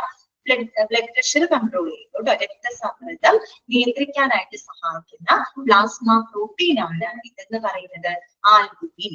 എന്താണ് അൻസു? ആൽബുമിൻ. ആൽബുമിൻ ALBUMIN കേട്ടോ. ALBUMIN albumin. എന്താണ് അതിന്റെ ഫംഗ്ഷൻ? രക്തസമ്മർദ്ദം നിയന്ത്രിക്കാൻ സഹായിക്കുന്നു. രണ്ടാമത്തെ പ്രോട്ടീൻ ഏതാണെന്ന് അറിയുമ്പോൾ രണ്ടാമത്തെ പ്രോട്ടീൻ ആണ് ഗ്ലോബുലിൻ. ഇതാണ് ഗ്ലോബുലിൻ. ഗ്ലോബുലിന്റെ സ്പെല്ലിംഗ് എന്താണ്? GLO globulin. GLOBULIN globulin. ഗ്ലോബുലിന്റെ ഫംഗ്ഷൻ എന്താണെന്ന് അറിയാമോ? അതന്നെ കറക്റ്റ് ആണ് കേട്ടോ ജുബി. ഗ്ലോബുലിന്റെ ഫംഗ്ഷൻ എന്താണ്? ഈ പറയുന്ന ആന്റിബോഡികൾ ഉത്പാദിപ്പിക്കും അല്ലെ. നമ്മുടെ ശരീരത്തിന്റെ പ്രതിരോധത്തിന് ആവശ്യമായിട്ടുള്ള ആന്റിബോഡികളെ പ്രൊഡ്യൂസ് ചെയ്യുന്നത് ആരാണ്? ഗ്ലോബുലിനാണ്. ഇതാണ് ഗ്ലോബുലിനാണ്. ഇതാണ് അതിന്റെ ഫംഗ്ഷൻ. ആന്റിബോഡികൾ ഉത്പാദിപ്പിക്കും. എന്തിനുള്ള ആന്റിബോഡികളാണ്? നമ്മുടെ പ്രതിരോധത്തിന് ആവശ്യമായിട്ടുള്ള ആന്റിബോഡികളെ ഉത്പാദിപ്പിക്കാനുള്ളതാണ് ഗ്ലോബുലിന്റെ ഫംഗ്ഷൻ. ക്ലിയർ ആണോ? രണ്ടാമത്തെ പ്രോട്ടീൻ ഗ്ലോബുലിൻ. ഓക്കെ, ഇനി മൂന്നാമതൊരു പ്രോട്ടീൻ ഉണ്ട്. നേരത്തെ ചിപ്പി പറഞ്ഞതാണ്. ഏതാണത്? ഫൈബ്രിനോജൻ. ഓക്കെ, ചുബി കറക്റ്റ് ആണ് കേട്ടോ. ഫൈബ്രിനോജൻ അല്ലെ. ഫൈബ്രിനോജന്റെ ഫംഗ്ഷൻ എന്താണ്? ബ്ലഡ് കട്ട പിടിക്കാനായിട്ട് സഹായിക്കുന്നു. ഇതിനാണ് സഹായിക്കുന്നത്. ബ്ലഡ് കട്ട പിടിക്കാനായിട്ട് സഹായിക്കുന്നു. Help the blood to clot അല്ലെ. ബ്ലഡിനെ ക്ലോട്ട് ചെയ്യാനായിട്ട് സഹായിക്കും. ക്ലിയർ ആയോ പറഞ്ഞത്? ക്ലിയർ ആയോ? വൃത്തൊക്കെ എഴുതി വെച്ചോണ്ടാ പഠിക്കുമ്പോൾ നിങ്ങൾക്ക് സൗകര്യമായിരിക്കും. അപ്പൊ നമ്മൾ പ്ലാസ്മയില് പ്രധാനമായിട്ട് 3 കമ്പോണന്റുകളാണുള്ളത്. ഒന്ന് ആൽബുമിൻ, 2 ഗ്ലോബുലിൻ, മൂന്നാമത്തത് ഫൈബ്രിനോജൻ. ആൽബുമിന്റെ ഫംഗ്ഷൻ എന്താണ്? രക്തസമ്മർദ്ദം നിയന്ത്രിക്കുന്നു. ഗ്ലോബുലിന്റെ ഫംഗ്ഷൻ എന്താണ്? ശരീരത്തിന്റെ പ്രതിരോധത്തിന് ആവശ്യമായിട്ടുള്ള ആന്റിബോഡികളെ ഉത്പാദിപ്പിക്കുന്നു. ഫൈബ്രിനോജന്റെ ഫംഗ്ഷൻ എന്താണ്? രക്തം കട്ട പിടിക്കാനായിട്ട് സഹായിക്കുന്നു. ഇത്ര എഴുതി വെച്ചോ നിങ്ങള്? ഓക്കെ, അപ്പൊ നമ്മള് ഇനി നോക്കിക്കേ. ഇനി നമുക്കിത് വായിക്കാം. Plasma performs any functions including the following. പ്ലാസ്മയുടെ ഫംഗ്ഷൻ എന്താണ്? ഈ പറയുന്ന 3 പേരുടെ ഫംഗ്ഷൻ ആണ് പ്ലാസ്മ ചെയ്യുന്നത് അല്ലെ. എന്തൊക്കെയാ നോക്കിയേ? ഹെൽപ്സ്. ഇത് നിങ്ങൾ ഇത് പഠിച്ചാൽ മതി കേട്ടോ. അധികം ക്വസ്റ്റ്യൻ ഒന്നും വരില്ല, നിങ്ങൾ ഇത് പഠിച്ചാൽ മതി കേട്ടോ. Helps to maintain the blood pressure. നമ്മളിപ്പോ പറഞ്ഞതാണ് അല്ലെ.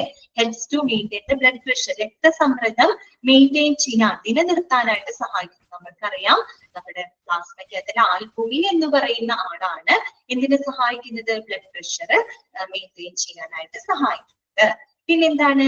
It provides the proteins for the blood clotting അല്ലെ. It provides the proteins for the blood clotting. Blood clot ചെയ്യാൻ സഹായിക്കുന്ന പ്രോട്ടീനുകളെ ഉത്പാദിപ്പിക്കുന്നു. ഏത് പ്രോട്ടീൻ ആണത്? ഫൈബ്രിനോജൻ. നമ്മളിപ്പോ പറഞ്ഞില്ലേ, ഫൈബ്രിനോജൻ ആണ് ബ്ലഡ് ക്ലോട്ട് ചെയ്യാനായിട്ട് സഹായിക്കുന്ന പ്ലാസ്മ പ്രോട്ടീൻ. ഓക്കെ, അതിന്റെ ഫംഗ്ഷൻ ക്ലിയർ ആയോ? മൂന്നാമത്തെ നോക്കിക്കേ. Balance the level of sodium and potassium. ഇതാണ് balance the level of sodium and potassium. സോഡിയത്തിന്റെയും പൊട്ടാസ്യത്തിന്റെയും എന്താണ് ലെവലുകൾ ബാലൻസ് ചെയ്യുന്നു. അത് നിങ്ങൾ ഇങ്ങനെ ഒന്ന് കണക്ട് ചെയ്ത് ചിന്തിച്ചാൽ മതി. ബ്ലഡ് പ്രഷർ കൺട്രോൾ ചെയ്യാൻ സഹായിക്കുന്നില്ലേ? നമ്മുടെ ബ്ലഡ് പ്രഷർ കൺട്രോൾ ചെയ്യുമ്പോൾ നമ്മള് രക്തസമ്മർദ്ദം ഉണ്ടാകും. നമ്മള് സോഡിയം ഉപ്പൊക്കെ കുറയ്ക്കില്ലേ? സോഡിയത്തിന്റെ അളവ് നമ്മൾ കുറയ്ക്കണ്ടേ? അപ്പൊ അതുമായിട്ട് കണക്ട് ചെയ്ത് ചിന്തിച്ചാൽ മതി. ഇത് balance the level sodium and potassium. സോഡിയത്തിന്റെയും പൊട്ടാസ്യത്തിന്റെയും ലെവൽ ബാലൻസ് ചെയ്യും. അതിലൂടെ അവർ ബ്ലഡ് പ്രഷറിനെ കൺട്രോൾ ചെയ്യുന്നു. അതുപോലെ തന്നെ ബ്ലഡ് ക്ലോട്ടിങ്ങിന് ആവശ്യമായിട്ടുള്ള പ്രോട്ടീനുകളെ ഉത്പാദിപ്പിക്കുന്നു. ഇതൊക്കെ ആരുടെ ഫംഗ്ഷൻ ആണ്? പ്ലാസ്മയുടെ ഫംഗ്ഷൻ ആണ്. ക്ലിയർ ആണോ പറഞ്ഞത്? ക്ലിയർ ആണോ?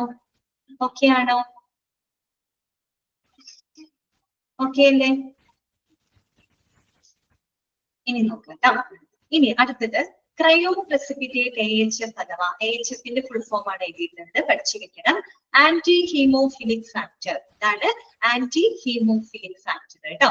അതിനെ പറ്റി എന്താ നോക്കിക്കേ, the portion of the plasma that contains clotting factors that help to control the bleeding. നമ്മൾ നേരത്തെ പറഞ്ഞ കാര്യം തന്നെയാണ് അല്ലെ. നമ്മുടെ പ്ലാസ്മയ്ക്കകത്തുള്ള ഒരു ഭാഗമാണ് എന്ത്, ക്രയോ പ്രസിപ്പിറ്റേറ്റ് AHF എന്നുള്ളത്. വേറൊരു ഭാഗമൊന്നും അല്ല കേട്ടോ. ക്രയോ പ്രസിപ്പിറ്റേറ്റ് AHF, അതായത് ആന്റി ഹീമോഫിലിക് ഫാക്ടർ. ആ ഒരു ഫാക്ടറാണ് ഫൈബ്രിനോജൻ ഉത്പാദിപ്പിക്കുന്നത് കേട്ടോ. അതിനകത്താണ് ഫൈബ്രിനോജൻ ഉള്ളത്.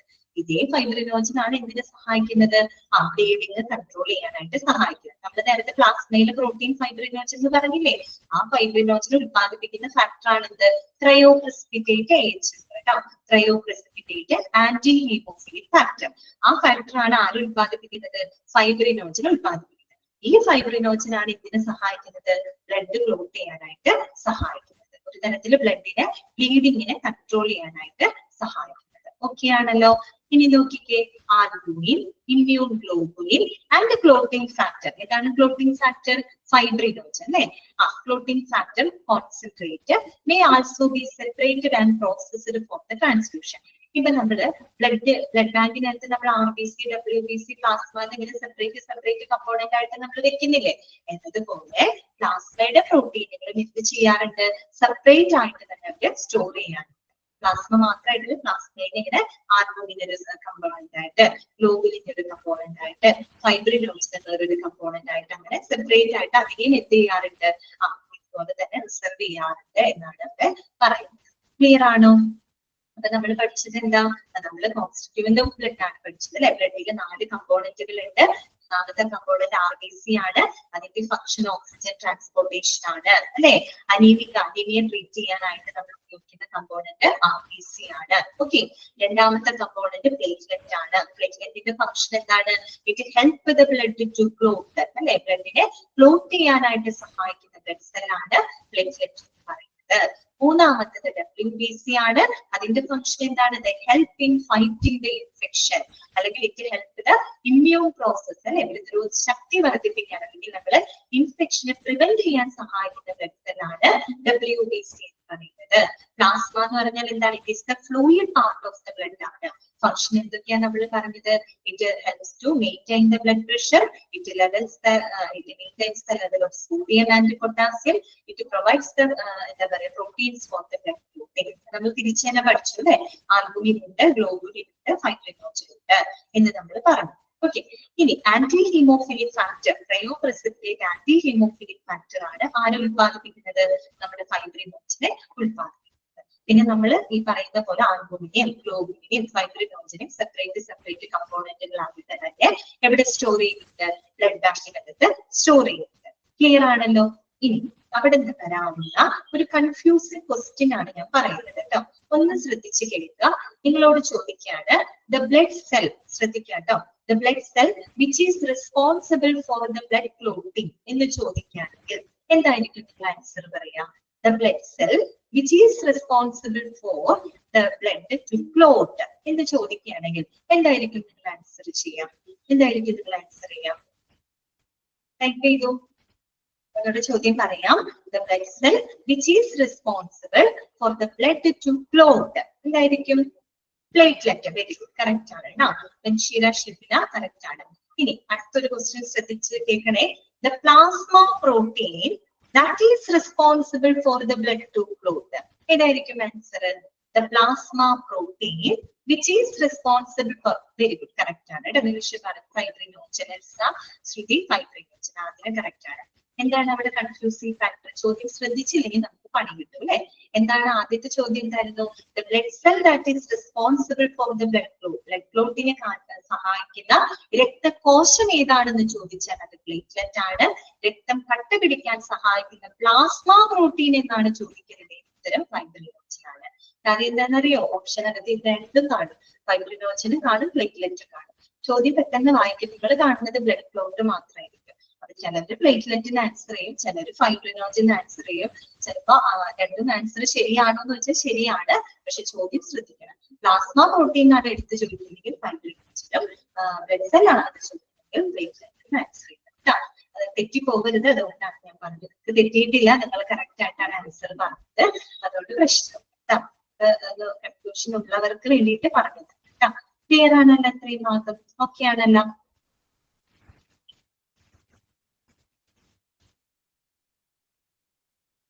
അടുത്തത് what is meant by blood transfusion and why are blood banks important? അപ്പൊ നമ്മൾ വേറെ കൂടുതലൊന്നും പഠിക്കാനില്ല, നമ്മൾ ഇതുവരെ പഠിച്ച കാര്യങ്ങൾ ജസ്റ്റ് ഒന്ന് കൺക്ലൂഡ് ചെയ്ത് മാത്രമാണ് അവിടെ എഴുതിയിട്ട്. പക്ഷെ ഒരു 3 പോയിന്റുകൾ അതിൽ നോട്ട് ചെയ്ത് വെക്കാനുണ്ട്, അത് മാത്രം നിങ്ങൾ പഠിച്ചാൽ മതി. what is meant by blood transfusion നമ്മൾ ഓൾറെഡി പറഞ്ഞതാണ് അല്ലെ. എന്താണ് blood transfusion? why are blood banks important? എന്തുകൊണ്ടാണ് ബ്ലഡ് ബാങ്ക്സ് ഇത്രയും ഇമ്പോർട്ടൻസ്, അതിന്റെ ഒരു സിഗ്നിഫിക്കൻസ് ഓഫ് ബ്ലഡ് ബാങ്ക് ആണ്, അതിനെ പറ്റിയാണ് നമുക്കറിയാം, നമ്മൾ പഠിച്ചു കഴിഞ്ഞ കാര്യങ്ങളാണ് കേട്ടോ. നമുക്ക് വായിക്കാം. Typically, blood transfusion is the process in which the blood components are transferred from one person, that means donor, into the bloodstream of another person, that means recipient. Underline ചെയ്തു വെക്കാം കേട്ടോ. എന്താണ് ട്രാൻസ്ഫ്യൂഷൻ ആണ് പറയുന്നത്. എന്താണ് transfusion? It is the process in which the blood components are transferred from one person into the bloodstream of another person, that is called transfusion. അല്ലെ, ഡോണറിൽ നിന്ന് റെസിപ്പിയന്റിലേക്ക് നമ്മൾ ബ്ലഡ് ട്രാൻസ്ഫർ ചെയ്യുന്ന പ്രോസസ്സിനെയാണ് ട്രാൻസ്ഫ്യൂഷൻ എന്നുകൊണ്ട് അർത്ഥമാക്കുന്നത്. ഓക്കെ, ഇനി നോക്കൂ. ഇറ്റ് കംസ് ഇൻ ടു, നമ്മൾ പറഞ്ഞു അല്ലെ, why are blood banks important. അതുകൊണ്ടാണ് ബ്ലഡ് ബാങ്കിന് ഇത്രയേറെ പ്രാധാന്യം വരാനുള്ള കാരണം എന്താണ്? നോക്കിക്കേ. It comes in to acts especially as a life saving process for the recipient when there is a large loss of blood cells through the bleeding or depression of the bone marrow.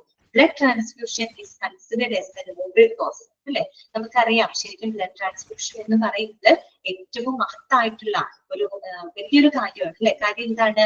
ഇതൊരു life saving process ആണ്. കാര്യം ഇപ്പൊ ഒരു accident, മുടക്ക് കഴിച്ചൊരു accident പറ്റി, അല്ലെങ്കിൽ ഈ പറയുന്ന നമ്മുടെ അസ്ഥിമജ്ജ അല്ലെ, ബോൺമാരോന് എന്തെങ്കിലും കേടുപാട് പറ്റി, ബോൺമാരോ എന്നാണ് ഈ പറയുന്ന RBC WBC ഉത്പാദിപ്പിക്കുന്നത് നമ്മുടെ അസ്ഥിമജ്ജയിൽ നിന്നാണ്. ആ അസ്ഥിമജ്ജയ്ക്ക് എന്തെങ്കിലും ബുദ്ധിമുട്ടുകൾ വന്നാൽ സ്വാഭാവികമായിട്ടും നമ്മുടെ ലൈഫ് തന്നെ ഒരു എന്താ പറയുക ത്രെട്ടണിങ് ആവും അല്ലെ. അത്തരം സിറ്റുവേഷനിൽ നമ്മുടെ ലൈഫ് സേവ് ചെയ്യുന്നതിന് വേണ്ടിയിട്ട് ഉള്ളൊരു പ്രോസസ് ആണ് ട്രാൻസ്ഫ്യൂഷൻ എന്ന് പറയുന്നത്. അറിയാം അല്ലെ. ഓക്കെ, അതുകൊണ്ടാണ് അത് അത്രയേറെ ഇമ്പോർട്ടന്റ് ആയത്, അത്രയേറെ സിഗ്നിഫിക്കൻസ് ഉള്ളത് അതുകൊണ്ടാണ് കേട്ടോ. ഇനി നോക്കിക്കേ. Blood bank services act as the universal point as they collect, test and they store all types of blood. നമുക്കറിയാം അല്ലെ, ബ്ലഡ് ബാങ്കിന്റെ സേവനം എന്ന് പറഞ്ഞാൽ അതൊരു യൂണിവേഴ്സൽ സേവനമായിട്ടാണ് കണക്കാക്കുന്നത്, സാർവത്രികമായിട്ടാണ് കണക്കാക്കുന്നത്. കാര്യം പല തരത്തിൽപ്പെട്ട ബ്ലഡുകൾ അവിടെ കളക്ട് ചെയ്യുന്നുണ്ട്, സ്റ്റോർ ചെയ്യുന്നുണ്ട്, ടെസ്റ്റ് ചെയ്യുന്നുണ്ട്, വിതരണം ചെയ്യുന്നുണ്ട്. അല്ലാണ്ട് ഒരു ടൈപ്പിന് മാത്രമാണോ? അല്ല, എല്ലാ ടൈപ്പ് ഓഫ് ബ്ലഡിനും അവിടെ കൈകാര്യം ചെയ്യുന്നുണ്ട്. അതുകൊണ്ട് തന്നെ ബ്ലഡ് ബാങ്ക് സർവീസ് എന്ന് പറയുന്നത് എന്താണ്? It is considered as a universal service ആയിട്ടാണ് ഇവിടെ കണക്കാക്കുന്നത്. They watchfully screen test the blood for any signs of infection. അല്ലെ, ഏതെങ്കിലും തരത്തിൽ ഇൻഫെക്ഷൻസ് ഉണ്ടോ എന്നറിയുന്ന സ്ക്രീനിങ് ടെസ്റ്റുകൾ അവിടെ കണ്ടക്ട് ചെയ്യുന്നുണ്ട്. Other than screening of infection, they also check the blood type, whether the type A, B, AB or O, and whether it's RH negative or RH positive. ഇതൊക്കെ നമ്മൾ പഠിച്ചതാണ് അല്ലെ. നമ്മൾ ഗ്രൂപ്പിൻ ടെസ്റ്റുകൾ നടത്തുന്നുണ്ട്, RH ടെസ്റ്റുകളൊക്കെ അവിടെ കണ്ടക്ട് ചെയ്യുന്നുണ്ട്. പോരാതെ എന്താണ്? Compatibility testing is done to find out if a particular unit of blood can be transferred safely into a certain patient. അല്ലെ, ഒരു പ്രത്യേക പറയുന്ന ട്രാൻസ്ഫർ ചെയ്യുന്നതിന് മുമ്പായിട്ട് നമ്മൾ കമ്പാറ്റബിലിറ്റി ടെസ്റ്റിങ്ങുകളും ഇവിടെ നടത്തുന്നുണ്ട്, ബ്ലഡ് ബാങ്കിനകത്ത് നടത്തുന്നുണ്ട് അല്ലെ. കമ്പാറ്റബിലിറ്റി ടെസ്റ്റ് എന്ന് പറഞ്ഞാൽ എന്താണ്? രക്ത അനുയോജ്യത അല്ലെ, കൃത്യമായിട്ടുള്ള ഗ്രൂപ്പും ടൈപ്പും നോക്കിയിട്ടാണ് നമ്മൾ എന്ത് ചെയ്യുന്നത്? ബ്ലഡ് ട്രാൻസ്ഫർ ചെയ്യുന്നത്. കാര്യം എല്ലാവർക്കും എല്ലാ ബ്ലഡ് കൊടുക്കാനും എല്ലാവർക്കും എല്ലാ ഗ്രൂപ്പിൽപ്പെട്ട ബ്ലഡ് സ്വീകരിക്കാനായിട്ട് സാധിക്കുന്നത് നമുക്കറിയാവുന്ന കാര്യമാണല്ലോ. അതൊക്കെ നോക്കിയിട്ട് ആ കമ്പാറ്റബിലിറ്റി ഒക്കെ ചെക്ക് ചെയ്തതിനു ശേഷമാണ് നമ്മൾ ഈ പറയുന്ന ബ്ലഡിനെ ട്രാൻസ്ഫർ ചെയ്യുന്നത്. അതൊക്കെ നമ്മൾ ഇതുവരെ പഠിച്ച കാര്യങ്ങളെ കൺക്ലൂഡ് ചെയ്ത് ജസ്റ്റ് പറഞ്ഞു മാത്രം കേട്ടോ. ഇനി പഠിക്കേണ്ട പോയിന്റ് നെക്സ്റ്റ് പാരഗ്രാഫിലുണ്ട്, അത് പ്രത്യേകം നോട്ട് ചെയ്ത് വെക്കാം. മുൻവർഷ ക്വസ്റ്റ്യൻ ആണ് കേട്ടോ, ഡയറക്റ്റ് ക്വസ്റ്റ്യൻ ആണ്, ശ്രദ്ധിക്കാം. If your blood type is O negative, you are the universal donor who can transfer your blood to almost everyone. ചോദ്യം എന്താണെന്നറിയോ? Which is known as the universal? Which blood group is known as the universal donor? അല്ലെ, അതായത് സാർവത്രിക ദാതാവ് അല്ലെ. Universal donor എന്നറിയപ്പെടുന്ന blood group ഏതാണ്? ഏതാണ് ബ്ലഡ് ഗ്രൂപ്പ്? O ഗ്രൂപ്പ് ആണെന്ന് എല്ലാവർക്കും അറിയാം. O നെഗറ്റീവ് ആണ് കേട്ടോ. O ഓ പോസിറ്റീവ് അല്ല, ഓ നെഗറ്റീവ് ആണ്. നോട്ട് ചെയ്ത് വെക്കണം കേട്ടോ. ഓ ഗ്രൂപ്പ് ആണെന്ന് എല്ലാവർക്കും അറിയാം, പക്ഷെ ഓ നെഗറ്റീവ് ആണ് എന്നറിയപ്പെടുന്നത് യൂണിവേഴ്സൽ ഡോണർ അഥവാ സാർവത്രിക ദാതാവ് എന്നറിയപ്പെടുന്ന ബ്ലഡ് ഗ്രൂപ്പ്. ഡയറക്റ്റ് ക്വസ്റ്റ്യൻ ആണ് കേട്ടോ. അടുത്ത നോക്കിയേ, if your blood type is A B positive, ഇതാണ് A B positive, you act as a universal recipient. ഏതാണ്? Which blood group is known as a universal recipient? സാർവത്രിക സ്വീകർത്താവ് എന്നറിയപ്പെടുന്ന ബ്ലഡ് ഗ്രൂപ്പ് ഏതാണത്? എ ബി പോസിറ്റീവ് ആണ്. ഏതാണ്? A B positive. Not ചെയ്ത് വെച്ചോ. യൂണിവേഴ്സൽ ഡോണർ ഏതാണ്? ഓ നെഗറ്റീവ് ആണ്. യൂണിവേഴ്സൽ റെസിപ്പിയന്റ് സാർവത്രിക സ്വീകർത്താവ് എന്നറിയപ്പെടുന്ന blood group A B positive. ഇവിടെ പറയാണ് എ ബി പോസിറ്റീവ്. മാറി പോകരുത് കേട്ടോ, തന്നെ പഠിച്ചു വെക്കാം. Okay. However, any mismatch between the blood type can prove fatal. So blood test must be done carefully. Fatal means causing death. അല്ലെ, നമ്മൾ ഏതെങ്കിലും തരത്തിൽ ഈ ബ്ലഡ് ഗ്രൂപ്പിൽ ഏതെങ്കിലും മിസ്മാച്ച് വന്നു കഴിഞ്ഞാൽ അഗ്ലൂട്ടിനേഷൻ പോലെയുള്ള പ്രശ്നമൊക്കെ ഇടവരും. അത് കുട്ടിയുടെ മരണത്തിന് വരെ കാരണം. ഓക്കെ, ക്ലിയർ ആണല്ലോ. ഇതിന് നമ്മൾ ട്രാൻസ്ഫ്യൂഷൻ എന്താണെന്നുള്ളത് പഠിച്ചു. യൂണിവേഴ്സൽ ഡോണർ ഓ നെഗറ്റീവ് ആണ്, യൂണിവേഴ്സൽ റെസിപ്പിയന്റ് പറഞ്ഞത് എ ബി പോസിറ്റീവ് ആണ്. ഓക്കെ, ക്ലിയർ ആണല്ലോ.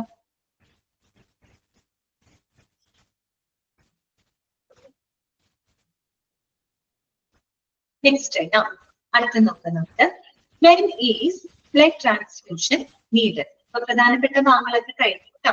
ഓക്കെ, നമ്മളിപ്പോ ചാപ്റ്ററിന്റെ അവസാനത്തിലോട്ടായി. ഇനി നോക്കാം, when is blood transfusion needed. എപ്പോഴൊക്കെയാണ് നമുക്ക് ബ്ലഡ് ട്രാൻസ്ഫ്യൂഷൻ ആവശ്യമായിട്ട് വരുന്നത്? നമ്മൾക്ക് ട്രാൻസ്ഫ്യൂഷനെ പറ്റിയൊക്കെ പറഞ്ഞു, ടെസ്റ്റുകളും കാര്യങ്ങളൊക്കെ നമ്മൾ മനസ്സിലാക്കി. ഇനി നമുക്കറിയാം ഏതൊക്കെ സിറ്റുവേഷനിലാണ്, ഏതൊക്കെ സാഹചര്യങ്ങളിലാണ് ട്രാൻസ്ഫ്യൂഷൻസ് ആവശ്യമായിട്ട് വരുന്നത്. അപ്പൊ കുറച്ച് സാഹചര്യങ്ങൾ അവിടെ കൊടുത്തിട്ടുണ്ട്, അത് പ്രത്യേകം നോട്ട് ചെയ്ത് വെക്കാം കേട്ടോ. നിങ്ങളോട് ചോദിക്കാം, താഴെ തന്നിരിക്കുന്നവർ ഏത് സാഹചര്യത്തിലാണ് ട്രാൻസ്ഫ്യൂഷൻ ആവശ്യമായിട്ട് വരുന്നത്? അങ്ങനെയൊക്കെ നിങ്ങൾക്ക് ഓപ്ഷൻ തന്നെ ചോദിക്കാം. നോക്കാം. Individuals may require a blood transfusion for variety. ഏതൊക്കെ കാര്യങ്ങളിൽ നമുക്ക് ട്രാൻസ്ഫ്യൂഷൻ ആവശ്യമായിട്ട് വരും? ഒന്നാമത്തെ നോക്കിക്കേ, to substitute for the lost blood after a serious or surgery. എന്താണ്? To substitute for the lost blood after a serious or surgery. അല്ലെ, ഒരു ഗുരുതരമായിട്ടുള്ള അല്ലെങ്കിൽ വളരെ എന്താ പറയാ സിവിയർ ആയിട്ടുള്ള വല്ല ആക്സിഡന്റോ അല്ലെങ്കിൽ വല്ല സർജറിക്കോ ശേഷം ഉണ്ടാകുന്ന ആ ഒരു ബ്ലഡ് ലോസിനെ കോമ്പൻസേറ്റ് ചെയ്യുന്നതിനായിട്ട് നമുക്ക് എന്ത് ആവശ്യമായിട്ട് വരും? ട്രാൻസ്ഫ്യൂഷൻ ആവശ്യമായിട്ട് വരും. അല്ലെ, നമുക്കറിയാവുന്ന കാര്യമല്ലേ. മെയിൻ ആയിട്ട് മേജർ സർജറികളൊക്കെ നടക്കുന്ന സമയത്ത് അതിന് മുന്നോടിയായിട്ട് തന്നെ നമ്മൾ എന്ത് ചെയ്യും? ആ ഒരു പേഷ്യന്റിന്റെ ബ്ലഡ് ഗ്രൂപ്പിന് അനുസരിച്ചുള്ള ബ്ലഡ് നമ്മൾ സെറ്റ് ചെയ്ത് വെക്കും. അതിന് സർജറി ഒക്കെ വരുമ്പോൾ കൂടുതൽ ഒരുപാട് ബ്ലഡ് ലോസ് ആവുന്ന പ്രോസസ്സാണ് അല്ലെ. അതുപോലെ ഇപ്പൊ പെട്ടെന്ന് ഒരു ആക്സിഡന്റ്, ഒരു മേജർ ആക്സിഡന്റ് ഒക്കെ സംഭവിച്ചു, ഭയങ്കരമായിട്ട് സിവിയർ ബ്ലഡ് ലോസ് വരും. അത്തരം സിറ്റുവേഷനിൽ നമുക്ക് ആ രോഗിയുടെ ജീവൻ നിലനിർത്താനായിട്ട് ബ്ലഡ് കൊടുക്കേണ്ടതായിട്ട് വരും അല്ലെ. അവിടെ അത്തരം സിറ്റുവേഷനിൽ നമുക്ക് ബ്ലഡ് ട്രാൻസ്ഫ്യൂഷൻ ആവശ്യമായിട്ട് വരും. അറിയാലോ നിങ്ങൾക്ക്. അതാണ് ഫസ്റ്റ് പോയിന്റ്. രണ്ടാമത്തെ എന്താ പറയുന്നത്? ഡൈജസ്റ്റീവ് ട്രാക്ട് ബ്ലീഡിങ് അല്ലെ, ദഹന നാളത്തിൽ ഉണ്ടാകുന്ന രക്തസ്രാവം. ഡൈജസ്റ്റീവ് ട്രാക്ട് ബ്ലീഡിങ്, അതായത് ഒരു കാര്യം നിങ്ങൾ മനസ്സിലാക്കുക, ഇതെല്ലാം വളരെ സിവിയർ ആയിട്ട് വരുന്ന സിറ്റുവേഷനിലാണ് ട്രാൻസ്ഫ്യൂഷൻ ആവശ്യമായിട്ട് വരുന്നത്. ഡൈജസ്റ്റീവ് ട്രാക്ട്, ദഹനനാളത്തിലൊക്കെ ഉണ്ടാകുന്ന രക്തസ്രാവം എന്ന് പറഞ്ഞാൽ അത് മൈൽഡ് ആയിട്ടാണെങ്കിൽ കുഴപ്പമില്ല, നമുക്ക് മെഡിസിൻ ഒക്കെ കൊടുത്ത് ഓക്കെ. പക്ഷെ അതേ സമയത്ത് സിവിയർ ആയിട്ടുള്ള ഒരു അവസ്ഥയിൽ വരുമ്പോൾ നമ്മള് ബ്ലഡ് ഛർദ്ദിക്കാൻ തുടങ്ങും, അല്ലെങ്കിൽ നമ്മുടെ സ്റ്റൂളിലൂടെ ഒക്കെ ബ്ലഡ് പോകുന്ന ഒരു സിറ്റുവേഷനിലോട്ട് എത്തും. അങ്ങനെയൊക്കെ വരുമ്പോൾ നമ്മുടെ ശരീരത്തിൽ ഭയങ്കരമായിട്ട് ബ്ലഡ് ലോസ് ആവും. അപ്പൊ നമുക്ക് എന്ത് ആവശ്യമായിട്ട് വരും? ട്രാൻസ്ഫ്യൂഷൻ ആവശ്യമായിട്ട് വരും. ഓക്കെ, അതാണ് ഡൈജസ്റ്റീവ് ട്രാക്ട് ബ്ലീഡിങ്, ദഹനനാളത്തിലൊക്കെ ഉണ്ടാകുന്ന രക്തസ്രാവം. പിന്നെ എന്താണ്? ലുക്കീമിയ. നേരത്തെ നമ്മൾ പറഞ്ഞു അല്ലെ, ബ്ലഡ് ക്യാൻസർ ആണ്, രക്താർബുദമാണ് ലുക്കീമിയ എന്ന് പറയുന്നത് അല്ലെ. ഇപ്പൊ ലുക്കീമിയ വരുമ്പോൾ നമ്മൾ നേരത്തെ പറഞ്ഞിരുന്നു, ഇനി ലുക്കീമിയ പേഷ്യൻസ് ഒക്കെ വരുമ്പോൾ സ്വാഭാവികമായിട്ടും WBCയുടെ കൗണ്ട് ക്രമാതീതമായിട്ട് വർദ്ധിച്ചു വരുന്ന അവസ്ഥയാണ് ലുക്കീമിയ. സാധാരണ നമുക്ക് ഇൻഫെക്ഷൻസ് വരുമ്പോൾ ബ്ലഡ് ടെസ്റ്റ് നോക്കുമ്പോൾ WBCയുടെ കൗണ്ട് കുറച്ച് കൂടുതലായിരിക്കും. അങ്ങനെയുള്ള കൂടുതലല്ല കേട്ടോ, അത് കണ്ട് പേടിക്കേണ്ട. ക്രമാതീതമായിട്ട് വർദ്ധിക്കുന്ന ഒരവസ്ഥ, അതിനെയാണ് നമ്മൾ ലുക്കീമിയ എന്ന് പറയുന്നത് കേട്ടോ. അപ്പൊ ഈ WBCയുടെ കൗണ്ട് ഭയങ്കരമായിട്ട് കൂടുക എന്ന് പറയുമ്പോൾ ആനുപാതികമായിട്ട് RBCയുടെ പ്ലേറ്റ്ലെറ്റിന്റെ കൗണ്ട് അവിടെ ഭയങ്കരമായിട്ട് കുറഞ്ഞു പോകില്ലേ? അപ്പൊ അങ്ങനെ വരുമ്പോൾ ഒരു ഇംബാലൻസസും കാര്യങ്ങളൊക്കെ വരും. അതിനൊക്കെ മെയിൻറ്റെയിൻ ചെയ്യുന്നതിന് വേണ്ടിയിട്ട് നമുക്ക് ട്രാൻസ്ഫ്യൂഷൻ അവിടെ ആവശ്യമായിട്ട് വരും. ഓക്കെ, അത് ക്ലിയർ ആണല്ലോ ലുക്കീമിയ. പിന്നെ എന്താണ് lack of healthy red blood cells അല്ലെ, lack of healthy red blood cells നമ്മൾ നേരത്തെ പറഞ്ഞതാണ് അല്ലെ. ഇപ്പൊ വളരെ എന്താണ് ഹെൽത്തി ആയിട്ടുള്ള ആർബിസികളില്ല, അനീമിക് ആയിട്ടുള്ള പേഷ്യൻസിൽ അങ്ങനെ സംഭവിക്കും അല്ലെ. ഭയങ്കരമായിട്ട് സിവിയർ ആയിട്ട് അനീമിക് ആയി കഴിഞ്ഞാൽ ആർബിസിയുടെ കൗണ്ട് ഭയങ്കരമായിട്ട് കുറയും. അപ്പൊ നമുക്ക് ആർബിസി കമ്പോണന്റ് അവിടെ സപ്ലൈ ചെയ്യുന്നതായിട്ട് വരും. ദാറ്റ് മീൻസ് ട്രാൻസ്ഫ്യൂഷൻ അവിടെ നമുക്ക് ആവശ്യമായിട്ട് വരും. ക്ലിയർ. പിന്നെന്താണ് radiation therapy, chemotherapy or other cancer treatment അല്ലെ. റേഡിയേഷൻ തെറാപ്പിയുടെ ഭാഗമായിട്ട്, കീമോതെറാപ്പിയുടെ ഭാഗമായിട്ട്, ക്യാൻസർ ട്രീറ്റ്മെന്റുകളുടെ ഭാഗമായിട്ടൊക്കെ നമുക്ക് എന്താവശ്യമായിട്ട് വരും, ബ്ലഡ് ട്രാൻസ്ഫ്യൂഷൻ ആവശ്യമായിട്ട് വരും. കാര്യം നമ്മൾ നേരത്തെ പറഞ്ഞു, ഇപ്പൊ കീമോതെറാപ്പി റേഡിയേഷൻ തെറാപ്പി ഒക്കെ ചെയ്യുമ്പോൾ നമുക്ക് ഇന്റേണൽ ആയിട്ടുള്ള ബ്ലൂസിങ്, ഇന്റേണൽ ബ്ലീഡിംഗ് ഒക്കെ വരാനുള്ള ചാൻസ് കൂടുതലാണ്. അപ്പൊ നമുക്ക് ഈ പറയുന്ന ബ്ലഡ് ക്ലോട്ടിംഗ് ഫാക്ടേഴ്സ് ഒന്ന് നമുക്ക് ട്രാൻസ്ഫ്യൂഷൻ നടത്തേണ്ടതായിട്ട് വരും. പിന്നെ വരുന്നത് ലിവർ പ്രോബ്ലംസ് ആണ് അല്ലെ. കരൾ സംബന്ധമായിട്ടുള്ള പ്രശ്നങ്ങൾ വന്നു കഴിഞ്ഞാലും നമുക്ക് ട്രാൻസ്ഫ്യൂഷൻ ആവശ്യമായിട്ട് വരും. പ്രത്യേകിച്ച് നമുക്ക് ലിവർ പ്രോബ്ലം ഒക്കെ വരുന്നവർക്ക് പ്ലാസ്മയുടെ കമ്പോണന്റ് ഒക്കെ വളരെ കുറവായിരിക്കും. അപ്പൊ നമുക്ക് ട്രാൻസ്ഫ്യൂഷൻ അവിടെ ചെയ്യേണ്ടതായിട്ട് വരും. സിവിയർ ആയിട്ട് വരുന്ന സിറ്റുവേഷൻ ആണ് ഇതൊക്കെ പറയുന്നത്. പിന്നെ ബ്ലഡ് ഡിസോർഡേഴ്സ്, വിവിധ തരത്തിലുള്ള blood disorder, leukaemia blood disorder ആണ്. അതുപോലെ തന്നെ ലിംഫോമ എന്നൊക്കെ പറയുന്ന ഒരു ടൈപ്പ് ഓഫ് ക്യാൻസർ തന്നെയാണ് കേട്ടോ. അങ്ങനെയുള്ള ബ്ലഡ് ഡിസോർഡേഴ്സ് ഒക്കെ വരുന്ന സമയത്ത്, ബോൺ മാരോ ക്യാൻസർ ഒക്കെ വരുന്ന സമയത്തൊക്കെ നമുക്ക് ട്രാൻസ്ഫ്യൂഷൻ അവിടെ ആവശ്യമായിട്ട് വരും. ഇത് നമുക്ക് തന്നെ ആലോചിച്ച് കിട്ടാവുന്ന കാര്യങ്ങളുണ്ട് അല്ലെ. ഏതൊക്കെ സിറ്റുവേഷനിലാണ് നമ്മൾ ബ്ലഡ് ട്രാൻസ്ഫ്യൂഷൻ നടത്തുന്നത്? ഒന്നാമത് ഒരു സീരിയസ് ആയിട്ടുള്ള സർജറി അല്ലെങ്കിൽ സീരിയസ് സർജറിക്ക് ശേഷം ഉണ്ടാകുന്ന ബ്ലഡ് ലോസിനെ കോമ്പൻസേറ്റ് ചെയ്യുന്നതിന് വേണ്ടിയിട്ട് ട്രാൻസ്ഫ്യൂഷൻ ആവശ്യമായിട്ട് വരും. അതുപോലെ ഡൈജസ്റ്റീവ് ട്രാക്ട് ബ്ലീഡിങ്, ലുക്കീമിയ, പിന്നെ lack of healthy RBC red blood cells, radiation therapy, chemotherapy, cancer ട്രീറ്റ്മെന്റിന്റെ ഭാഗമായിട്ടൊക്കെ വരും. ലിവർ പ്രോബ്ലംസ് വരുമ്പോൾ ട്രാൻസ്ഫ്യൂഷൻ ആവശ്യമായിട്ട് വരും. ബ്ലഡ് ഡിസോർഡേഴ്സ് വരുമ്പോഴും ട്രാൻസ്ഫ്യൂഷൻ ആവശ്യമായിട്ട് വരും. ഇതെല്ലാം മൈൽഡ് സിറ്റുവേഷൻ അല്ലാതെ എല്ലാം സിവിയർ ആയിട്ട് വരുമ്പോഴൊക്കെ നമ്മളുടെ ലൈഫ് സേവ് ചെയ്യുന്നതിന് വേണ്ടിയിട്ട് ട്രാൻസ്ഫ്യൂഷൻ നടത്താം. ഓക്കെ ആണോ? മനസ്സിലായോ? അപ്പൊ നിങ്ങൾ ആ പോയിന്റിൽ നല്ലപോലെ വായിച്ചൊന്ന് ക്ലിയർ ചെയ്ത് വെക്കാം കേട്ടോ. ഏതൊക്കെ സിറ്റുവേഷനിലാണ് ഇതിൽ പറയാത്ത ഏതെങ്കിലും സിറ്റുവേഷനൊക്കെ എടുത്തു തരുന്നേക്ക് എന്നിട്ട് നിങ്ങളോട് ചോദിക്കും കേട്ടോ. മെൻഷീറ ഡൈജസ്റ്റീവ് ട്രാക്ട് ബ്ലീഡിംഗ് എന്ന് പറഞ്ഞാല് ദഹന നാളത്തിൽ ഉണ്ടാകുന്ന രക്തസ്രാവം. നമ്മുടെ ദഹന സംബന്ധമായിട്ട് ദഹന നാളത്തിലൊക്കെ വരുന്ന ബ്ലീഡിങ്ങുകൾ അത് വരുമ്പോഴെന്ന് പറയുമ്പോൾ അത് കൂടുമ്പോഴാണ് കേട്ടോ. കൂടുമ്പോഴൊക്കെ എന്ത് സംഭവിക്കുന്ന വെച്ചാല് അവസാനം നമ്മൾ ബ്ലഡ് ഒക്കെ ഛർദ്ദിക്കാൻ തുടങ്ങും, ബ്ലഡ് തുപ്പാൻ തുടങ്ങും, നമ്മള് മലത്തിലൂടെയൊക്കെ ബ്ലഡ് പോകും. അങ്ങനെയൊക്കെ ഒരു സിറ്റുവേഷൻ വരുമ്പോ ചെറിയ ചെറിയ എമൗണ്ട് ആയിട്ടാണ് പോകുന്നതെങ്കിൽ കൂടി കുറെ കാലയളവായി കഴിയുമ്പോൾ നല്ലൊരു ബ്ലഡ് ലോസ് നമ്മുടെ ശരീരത്തിലുണ്ടാവും. അപ്പൊ അങ്ങനെ വരുമ്പോൾ നമ്മുടെ ലൈഫ് കുറച്ചൊരു പ്രശ്നത്തിലാവും. അപ്പൊ അങ്ങനെയൊക്കെ വരുമ്പോൾ നമുക്ക് ട്രാൻസ്ഫ്യൂഷൻ ചെയ്യേണ്ടതായിട്ട് വരും. ഇത്ര നമ്മള് കമ്പോണന്റുകൾ പഠിച്ചത് ആർബിസിയുടെ കമ്പോണന്റ്, WBC ക്ലാസ്സിലേക്ക് പഠിച്ചപ്പോൾ നമുക്ക് മനസ്സിലായി എന്തുമാത്രം പ്രധാനപ്പെട്ട ഫംഗ്ഷനുകളാണ് നമ്മുടെ ശരീരത്തിൽ ചെയ്യുന്നത്. അപ്പൊ ഇതിനൊക്കെ എന്തെങ്കിലും ഡിസോർഡറുകൾ വന്നു കഴിഞ്ഞാൽ നമ്മുടെ ശരീരത്തിന്റെ മെറ്റാബോളിസം തന്നെ ആകെ അവതാളത്തിലാവും. നമ്മുടെ ഒരു ലൈഫ് തന്നെ ആകെ ത്രെട്ടനിങ് ആയിട്ടുള്ള ഒരു സിറ്റുവേഷൻ. ക്ലിയർ ആയോ? ഇത്രയുള്ള മെയിൻ ഭാഗങ്ങളൊക്കെ കഴിഞ്ഞിട്ടോ. ഇനി നമുക്ക് പഠിക്കാനുള്ളത് job responsibilities of the blood bank manager ആണ്. ബ്ലഡ് ബാങ്ക് മാനേജറുടെ ജോബ് റെസ്പോൺസിബിലിറ്റികളാണ് പഠിക്കാനായിട്ടുള്ളത്. ജസ്റ്റ് ഒരു പോയിന്റ് പറഞ്ഞിട്ട് നമുക്ക് അവസാനിപ്പിക്കാം കേട്ടോ. ആദ്യത്തെ പോയിന്റ് ഇത്രയേ ഉള്ളൂ. A blood bank manager act as the head of the entire blood bank. അറിയാലോ നമുക്ക് ഒരു മുഴുവൻ ബ്ലഡ് ബാങ്കിന്റെ ഹെഡ്, തലവൻ എന്ന് പറയുന്നത് ആരായിരിക്കും? ബ്ലഡ് ബാങ്ക് മാനേജർ ആയിരിക്കും. ഓക്കെ, ബാക്കിയുള്ള പോയിന്റുകളിൽ നമുക്ക് പഠിക്കാനുള്ളത് ബ്ലഡ് ബാങ്ക് മാനേജറുടെ റെസ്പോൺസിബിലിറ്റി അറിയണം. പിന്നെ ഹോസ്പിറ്റൽ അഡ്മിനിസ്ട്രേഷൻ ഒരു ഉറപ്പുവരുത്തേണ്ട കാര്യങ്ങൾ എന്തൊക്കെയാണ്. അതോടുകൂടി നമ്മുടെ ഈ ചാപ്റ്റർ അവസാനിക്കും. അപ്പൊ നെക്സ്റ്റ് ക്ലാസ്സിൽ നമുക്ക് ഈ ഒരു ചാപ്റ്റർ അവസാനിപ്പിക്കാം. എന്നിട്ട് നമുക്ക് ഫാർമസി എന്ന് പറയുന്ന ചാപ്റ്റർ സ്റ്റാർട്ട് ചെയ്യാം കേട്ടോ. ഈ ഒരു സെക്കൻഡ് മൊഡ്യൂളിൽ ഫസ്റ്റ് ചാപ്റ്റർ ഫാർമസി ആണ്. അപ്പൊ ഇതൊരു ചെറിയ ചാപ്റ്റർ ആയതുകൊണ്ടാണ് ഞാൻ ഇത് ആദ്യം കയറി എടുത്തത് കേട്ടോ. അത് കഴിഞ്ഞിട്ട് നമുക്ക് ഫാർമസി പഠിക്കാം കേട്ടോ. ഫാർമസി ഇത് കഴിഞ്ഞിട്ട് ഫാർമസി ചാപ്റ്റർ നമുക്ക് സ്റ്റാർട്ട് ചെയ്യാം. അപ്പൊ ഇന്നത്തെ ക്ലാസ് നമുക്ക് വൈൻഡപ്പ് ചെയ്യാം. ഞാൻ അൺമ്യൂട്ട് ചെയ്യാണ്. എന്തെങ്കിലും ഡൗട്ട് ഉണ്ടെങ്കിൽ നിങ്ങൾക്ക് ചോദിക്കാം കേട്ടോ.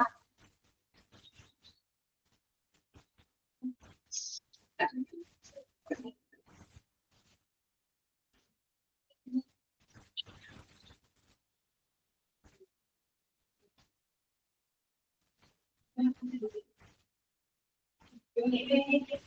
ഓക്കെ ആണല്ലോ? കുഴപ്പമില്ല. അപ്പൊ ഇത്രയും ഭാഗങ്ങൾ നല്ലപോലെ വായിച്ച് മനസ്സിലാക്കി വെക്കുക കേട്ടോ. മോക്ക് ടെസ്റ്റുകളൊക്കെ പ്രാക്ടീസ് ചെയ്യാം കേട്ടോ. ഓക്കെ എന്താണ്? ഉണ്ട് കേട്ടോ. 1-3 ചാപ്റ്റർ വേറെ മിസ്സുമാര് മറ്റേ എനിക്ക് തന്നേക്കുന്ന ചാപ്റ്റേഴ്സ് ഞാൻ തീർത്തിട്ടുണ്ട്.